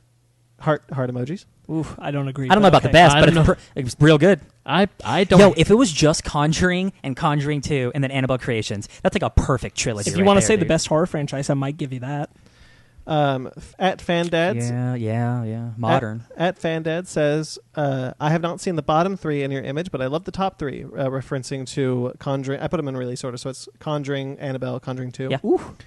I mean, there's things to like about all these movies. Yeah. Warren at Warren_Files says, did you forget about the Curse of La Llorona? No. We want to, though. Yeah, sorry. Never seen it. Can't share a full opinion on that. Linda And- Cardinelli's in that, isn't she? Yeah. Carlene. I love Carlene. good I in it. love her. She's good in I it. got to see that movie now. Yeah. Damn. At Crib Suksa. Yeah. Sorry. What I have up? watched them all. I've watched them all. I'm a huge fan. Yeah, cool. So cool stuff. What do you want to see, Brandon? Well, I told you what I wanted from a Nun prequel. I wanted maybe off air, but like Not on air today. I really want to see Like Crusade stuff, a right? Crusade yeah. horror Yes, I was talking to him story. about that too, dude, because Yeah. we don't see many horror movies like that. Yeah, well, I would love to see a Crusade horror movie about when Valak was first summoned, Dude. and having the church having to deal with that. What was it? Was the Nun where we saw like the ritual of like the ground Yeah. open? That was awesome. Yeah. Seeing Valak. Oh, yeah, like, yeah, yeah. That You was were super like into in the that. cloaks like and that stuff. whole I love cults, guys. that whole warlock scene. I'm just Yeah. like Final And then Fantasy. the Yeah. the Crusaders come in. Like I would love to see like Yeah. our main characters are Crusaders Yeah. trying to stop the. Remember the beginning of the Valak. Mummy? The Mummy Yeah. had that stuff too. That's the cool. Man, Crusade stuff's so cool. So it's like something like that would be really cool. Yeah, I'm into it. So I- and then Conjuring 3. I like do the wanna premise just- of Conjuring 3. I do want to just say real quick, they have made some comments about the next Nun film. And what it is, quote, I do know where potentially, if the Nun works out, where the Nun 2 could lead to and how that ties back to Lorraine's story that we set up with the first 2 Conjurings and make it all come full circle. That's not what I now, wanted to hear. That being said, and that was James Wan talking about it. All right. Now, that being said, there have been like things that they were planning for Conjuring 3, for example, and it sounds like those things have changed, so that's not set in stone. That was in 2017. In 2019, Peter Safran said that it is in development. It's a really fun storyline plan for the film, and that there was always an inevitability to another Nun film. So maybe we'll go prequel instead. I don't want Lorraine. And then the Conjuring 3, I like the concept that it's them going to try to get someone off of a murder trial. Yeah, because- that's the new one. The original. Yeah. We'll talk about it in Exorcism Annabelle Comes of Home as well. Emily The Rose. original plan for Conjuring 3 was going to be a werewolf story, yeah. Not anymore. but you'll see where that got slammed out. Come on, it's like All right, so we're running this a little long, so let's get into our book club, shall we? heck yeah. Hey, welcome to the Fake Nerd Comic Book Store. Can I help you find anything today? Yeah, hi. Do you have any books? Can you be more specific? Anything readable? Right then, time now for our book club. It is my turn. And I kind of quickly picked this one because it's been a busy week. So I picked A Study in Emerald, which is adapted from a book written from a short story by Neil Gaiman. The art and adaptation script by Raphael Albuquerque and adaptation script by Raphael Scavone. It's a double Raphael joint. Colors Dave Stewart. Letters Todd Klein while I'm doing the whole credits there. Hell yeah, everyone gets credit, baby. So this is a kind of Lovecraftian Sherlock Holmes story. I kind of yeah. blindly picked this up from previews because I like Neil Gaiman. I didn't know it was based off a short story. Mhm. There was never a sequel. However, he has talked about doing one. It needs a sequel because it cuts off. Yeah. So what'd you guys think of this one? Let's get into that. I'll say right off the bat, I was so excited to read this book because it is everything. It's Neil Gaiman. I like Sherlock Holmes, but I don't love Sherlock Holmes. But I love Cthulhu and I love Lovecraft. Mm-hmm. So there are a lot of elements that I really like in this book. I feel that it's kind of pedestrian in some spots, and I think without the twist ending at the end, I think it kind of wastes the excellent material that was set up. There is stuff I really like that we'll talk about, specifically like the Queen, like what a crazy awesome idea, and like so like the old god stuff, just in society. That's the shit that they I rule love. society. I love that stuff, man. Like we are integrated society with Lovecraft. I love that. I just think some of the execution was kind of boring, to be honest. Right, Sparks. I pretty much echo what Ryan said in really? almost every way. Oh, cool. Where I felt, especially at the beginning, that a lot of things that weren't directly being tied to the Lovecraftian nature were very like okay. Right. And it didn't grab. I don't think it grabbed me until maybe issue 3. Mm-hmm. or Well, this whatever the chapter is. That would be chapter 3 yeah. because this was going to come out as issues. Yeah, So, yeah, yeah, yeah. when So, I- so chapter 3, whatever. Like, it had to get pretty deep in for me to start really feeling invested. I'm going to be honest. Like, sorry to jump in, but like, I expected this to be way longer because this is the equivalent of like 4 issues. Yeah. Like maybe even less. And I'm like, Less. I got to the end, and I'm like, wait, this is it? I'm done. I agree. Because I was expecting so much more story, and I'm like, oh, I like this ending, but man, like, Well, that's the problem with adapting a short story. it's super short, man. 100%. And like, yeah. It immediately tantalizes me with a world I'm interested in without doing a lot with it. Yeah. Ben? Oh, I actually really dug it. This is one of those for me when I was getting into it. Like when we see the Major find the Cthulhu monster, the second I saw that monster, I'm like, oh, this is right up Ryan's alley. And then we yeah, get the imagery's great. Yeah, and then we get to him in Baker Street with me, the detective, and I'm thinking, is this Sherlock Holmes? But they never say their names, and I really enjoy that. Getting through the whole book and then seeing the green, I was like, what's the green? Is that what? Because It does tease you into a world before it goes into. I think the moment when we realize that the world is not the same, is when we see the Queen. Oh yeah. that is when we see the Queen. Because I think that's the first time that we're cued into. Oh, the world's just not the same world. Because they get to the crime scene, and the first thing that tipped me off that this is possibly a Sherlock Holmes story is Baker Street, because that's where Sherlock Holmes is, right? Is it Baker Also, Street? it's called A Study in Emerald. Well, I didn't Here, realize. can I look at it real quick? The first, okay, I'm sorry. Starting in Scarlet, right? The very first book written by Sir Arthur Conan Doyle is called A Study in Scarlet. Oh yeah, because I didn't know that. Okay, I'm sorry.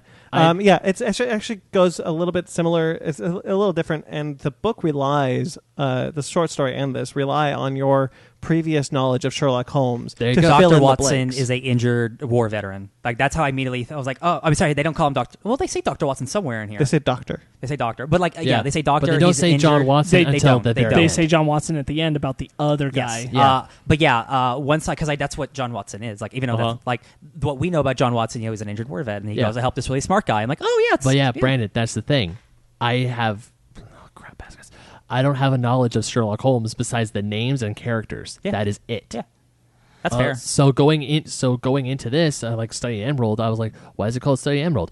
Then I got to the scene where it's a blood, and the Major says it's a Study in Emerald. I'm like, huh, okay. Yeah. And I didn't know that was blood. Which or, that actually doesn't make sense because it's green. Well- emerald. yeah, Emerald is a green Emerald. color. Emerald He just got it. He just got it. It's okay, bud. We're good. So as I was reading this, I was really getting into it, and then once I saw the Queen, that's when I knew, oh, this is very, this is not the world I know. I needed more of that stuff because I really like where it's like it's not going overboard with all the Cthulhu stuff, but like if you're going to introduce me into this new world, this new comic world where Lovecraftian old gods are just reigning supreme, like it's a murder investigation about an old god, like I need more of that stuff. Like it's not there to enough. Like they get to the theater, and there's that scene about the priest, about the people like killing the priest with his own crucifix, Right. And then because the whole time I'm thinking this is a Sherlock Holmes story, but they haven't told us it's Sherlock Holmes. And you guys, and for me, as I was reading this book, I really dug the twist. I dug the mystery. I'm like, this is like I imagine a Sherlock Holmes novel to be. Yeah. About him doing through crazy deductive reasoning and going through all these things to get to the end of the solution. And then finally, I really liked the twist. How I was not following Sherlock and Watson. I was following goddamn Moriarty. Yeah. And I liked that. I liked that a lot. that was- definitely it saved this book for me. like the a whole lot. time, because I would want to say in almost every iteration of Sherlock, maybe I'm wrong, I don't watch Sherlock shows, but he at least always wears the hat, the detective hat. And then we get that one It's like a panel. trademark thing, Yeah, yeah. we get that one panel with him in the detective hat and the name John/James Watson. I'm like, this is Moriarty. Yeah. So- Moriarty was the hero of the story. Yeah, so it is intended to be James Moriarty and Colonel Sebastian Moran, who is who's a longtime accomplice of Moriarty, much in the same way that Watson is an accomplice of Sherlock. Evil Batman and Yeah. Robin. Yeah, so it's for those of you who aren't as familiar with Sherlock Holmes, like Ben, Me. The Sherlock Holmes: A Game of Shadows movie, the sniper, that's Colonel Moran. Yeah. That's who that is. And once again, I didn't catch that. Now that makes sense of how he was talking about how he used to be a crack shot in the army, and then when he visited the Queen, Yeah, actually, his arm was healing. It's actually an interesting cue because I noticed because Watson wasn't a sniper. He was a field medic. There you go. So I was like, excuse me. Yeah. So Was he always this is where I was confused. Is all of society aware that they Yes. live in this old god Yes. society? Yes. Okay. Yeah. But Moran doesn't know that? Does he come from an alternate world where that wasn't the case till he saw the creature? I don't and think then he so. transferred over, because when he sees the green blood, he's confused by it. When he sees Oh, but he says, you've never seen Royal, have you? He's like, no, I've never seen a Royal. Maybe And only he the seems Lovecraftian flabbergasted- gods are royalty. and he seems flabbergasted by the. I'm just saying, if like everybody know, then wouldn't he know? So I thought the implication was that he used to live in a world where that wasn't the case, and then now once see, he saw the creature, he wasn't because I understood because it. that's why it threw him I seeing get the that. creature. I understood it as he had never seen these creatures. Like, nobody's seen these creatures unless you've worked with royalty. And if you haven't worked with royalty, you don't know what they look it's like like. we're never going to meet the president, unless Because they talk about it in later, because they talk about it later when we see the flashback of Sherlock luring the Archduke or whatever the hell. That if you see them, you go mad. And so I think you're not supposed to have seen these creatures unless you work directly with them. they're almost like ruling from the shadows in a way. Kind of like, because in Afghanistan he was tortured, so probably when he got into those mountains and he was fighting in whatever war The he Mountains was of fighting, Madness. the Cthulhu monster rises up and he's working, and he's a royal of, like, say, that area of Afghanistan. Mm-hmm. So that's why he goes back, because he wasn't supposed to see him. And then when the queen invites him, that's why he doesn't go mad, because the queen's like, no, I'm gonna like to dial back my powers. She's wearing a mask. Yeah, she's wearing a mask, and then she's She's still got tentacles though. yeah, she still has the Yeah. tentacles, but she heals him. Yeah. So it's like, hey, I could heal this man. And one of the things I liked at first was that he had PTSD, and he told Moriarty, I don't know, we still don't, the names are never said, Yeah. but I'm assuming it's Moriarty. Yeah, He tells him, like, I scream in the night, and he's like, well, I snore. I don't care. Yeah. I like you. You're cool.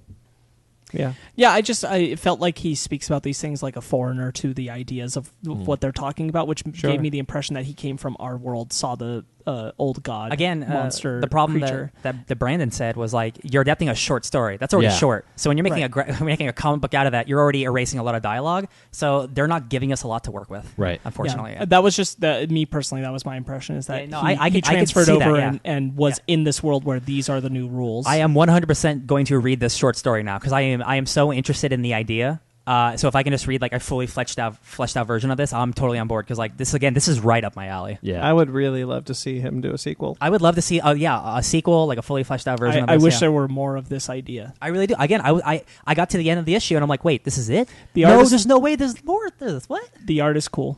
oh, yeah. Raphael Albuquerque is great. Yeah, it's a I- Scott Snyder buddy. I dug the art, and actually the length was fine for me, probably because when I was reading it, I read it just after I finished watching The Nun. Yeah. And I was like, oh, I gotta wake up so I could go to the movie today. Yeah. But it was, for me, I felt it was short and sweet. It kept me engaged. I was enjoying the mystery myself of how this royal was murdered by people who don't want to follow the old gods. And I kind of like that, how there's even like a theological unrest in the people where they're like, no, these old gods, they need to go. Yeah. And there's like society it's essentially kind of like an empire in a way. No, yeah, and then like I like all of that stuff. I just don't think I got enough of any of it. And also one thing I also There's wanna, not enough Cthulhu in this yeah. at all. But one thing I liked, I want to point out is the old-timey 1800s advertisements. Dr. Jekyll being the That shit standout. was awesome. Victor Frankenstein. Yep, there was or a whole Jack bunch the of those. Ripper. Yeah. Those Yeah. are super cool. I thought love those Big- are really cool. Yeah, I was about to say that was Jack the Ripper in Piccadilly Circus, right? Yep. I think Wow, that guy looks like the guy from I Dark want to Souls. say I skipped So it's Frankenstein. Vlad Tepes, Victor Frankenstein, Spring-Heeled Jack, and then Dr. Jekyll. That's who are super cool. Who are the advertisements in this book? I thought that was a fun touch. oh yeah. I'm definitely gonna read this short story 100%. I'm definitely interested in because like this is such a It's like a collected fun. in his book Fragile Things. Okay, So I'll there pick you it go. up. Hell yeah. Yeah, this was interesting. It was an interesting book. I regretted it immediately after I picked it and tried to get you guys to let me No. change it. No. I still enjoyed it. Yeah. So, like I'm glad I read it because now I know the short story exists and like okay, like I'm really glad I read this. I had no Yeah. idea that this was a short story before reading it. So I thought that this was a original graphic Yeah. novel. It's still cool. I still think the ideas are real neat. Yeah, I think so too. You don't often get to see a Lovecraftian queen rule London. Like that's Right. super cool. Yeah. All right. So, anything else you guys want to touch on? It's pretty short, so I didn't think we'd have a lot to touch on. One of the only times where I was like, wow, I wanted to read way more of this. Yeah. Like I wanted more of the book club. Yeah. Sparks, do you have more you wanted to add? Or? No, I was just thumbing back through it. Okay. Guess that'll do it for this episode then. Heck yeah. Alrighty. So Sparks, it is your turn next week. Cool. We'll announce it later. Yep. Okay. That'll be so. Look forward to that announcement. Next week is the big 150, guys. 150 years old. Oh, hell yeah. I feel great. 150 Ow, episodes. my back. We will be doing a review of Spider-Man: Far From Home. Oh my god. I may or may not be here for that one. We will see. We at least Sparks and I, we might do a Midsummer review. Yeah. The horror it might movie not. Midsummer. It might not be out right away this coming No, week, yeah. but we'll. If we at can least schedule it, Ryan get and I Brandon will on be there talking for about sure. Midsommar. Yeah, because that's like honestly, like Hereditary is my favorite movie last year. Like I am almost more excited to see that than I am Spider-Man because I know Spider-Man's a known quantity. I know it's going to be good. Real quick, I wanted to give a quick shout out to Downright Nerdy. Ooh, they hell were yeah. very sweet yesterday and messaged me while I was hanging out with Ben, and they're like, "Hey, man, thing happened on our podcast," and I was like, "Oh yeah, what's up?" And he's like, "You won the giveaway," and I was like, "Oh snap!" So I won the Star Wars Thrawn trilogy as Nice. a graphic novel, Timothy's on. which is really awesome, and they're being real awesome people over there, still Yeah. including us and stuff. And I think we've got I a just- lot of followers from them. yeah, now they're going to be mailing a second thing to my house, so I gotta find some way to send something back from far, far away. Yeah. See if I can figure that out. Yeah. So, I've getting my wisdom teeth taken out this week, so I may not be here next week, but we will see. Hopefully. You'll be up to it by Hopefully. Sunday. Hell yeah. All right. So at the end of the show, let's plug a few things. We got our YouTube page up. Man, Boom, boom, skadoosh. I looked earlier. We are at 42 videos. Yeah. We're already Wow. a third of the way for the podcast. Like I think I'm proud of all of us for just keeping the content rolling, baby. You guys really, you guys put We're up a lot. just, thanks to you, Sparks. Like you do most of the work. Like me and Ben make the video, but you do most of the work. So I appreciate you a lot. So on thanks. that we have on YouTube Basement Arcade, which is Sparks and Ben and Ryan. Yep. You guys are going through We're- Shadow Yep. Clauses. We are almost done with that game. Yes, we are. It's not done uploading, but we're almost done with that game. We're almost. Yep, we're trucking along. And we Yep. just dropped episode 10 this week. Yeah. Yep. Sandy Is that Cheeks. Sandy Cheeks? Sandy Yeah. Cheeks. Sandy Cheeks. And then the three There of you do Fake Nerd Watch, which is currently going through Swamp Thing. Yes. Oh my God, that's tonight. Episode 5 So excited. soon. No, speaking of Sandy Cheeks, I was showing Fanny in one of our videos. I think it was the Dongo where they had the glitch where I jumped on the back, where it just moved, and I freaking love. I must have rewinded like 5 times of the things seen from Friday, going damn. The episode coming out, I think, next week is maybe my favorite that- that I've edited. Is that I think. Godzilla? I don't remember the name. I don't Okay. remember. I'll look it up. Also, sorry, go. Did you? No, that's okay. good. So we also have our episodes. We these put out kind our of podcast episodes. I started a new thing just I this saw this. week where I've excerpted out from our episodes just like this. I took out our King of the Monsters review, our Dark Phoenix review, and our Toy Story 4 reviews, and they went up as their own separate videos. So you don't have to. Because I realized that Yep. some folks who are going through YouTube might not want to, even with a timestamp scan all the way through upon sight of a thing that says review of Toy Story 4, 2 hours. Right. They might just want to jump into that review. And so I'm creating a playlist that is just the reviews and will be its own subsection. It's also me starting to get better and better with the thumbnails. So the thumbnails for that are a lot stronger. And I'm Yeah, figuring out how to get more eye-catching for everybody. You're doing great. We'll probably sometime put up some of the archived episodes, right? That's the idea? I will get there. Yeah. All right. So that's it we have on YouTube. We're For now, yeah. looking forward to putting some more stuff up there. Oh yeah. We will see. Basement Got a lot of stuff on Boom YouTube. Basement. It is on. We have the link in our description, so click that if you want more great content from us. Click it. We'll be putting up a review of Annabelle Comes Home up on YouTube this week as well. Mm-hmm. We are a Funko affiliate. You can click the link in the link for that is also in the description. When you check out, use promo code SHOP10 for 10% off your purchase. Patreon and TeePublic, links in the description. If you'd like to support the show, again, 1 tier on Patreon, $5 tier. Help, but you can support us in any way you like. TeePublic shirts, look really cool, mugs and things like that. Mm-hmm. Thank you to everyone who listens. We greatly appreciate it. Thank you to Jeremy Vellucci for our theme music and intro segments. You the stuff. best, Jeremy. And you can find him on Instagram at Jeremy Vellucci Keyboards. You can find his show on Facebook and Instagram if you'd like to support his show. It's not currently online yet, but we are getting it back up soon. Facebook.com/SuburbanProctologist official. Instagram at SubProcPodcast. Thank you to Mike Patola, who we will have on soon. Hell yes. Couple weeks, it looks like. Mike Patola does our logo for both this show and Miscellaneous. Miscellaneous should be coming back soon as well. Relatively soon, within the span of things. You can find him at Mike Patola. Twitter, Instagram, and Facebook, all at Fake Nerd Podcast, fakenerdguys@gmail.com. If you'd like to get in touch with us personally, I'm at BT McClure on Instagram and Twitter. Ben Mac27 on Instagram and Twitter. Ryan DJ Tony Snark at everything. Sparks Sparks Witty on Instagram, SPARKZ Witty, and that alone. Only. Subscribe to us on iTunes, Stitcher, Google Play, TuneIn, Spotify, iHeartRadio. Rate and review wherever you get us. We greatly appreciate it. Until next week, guys. I like your doll. Stay fake nerds.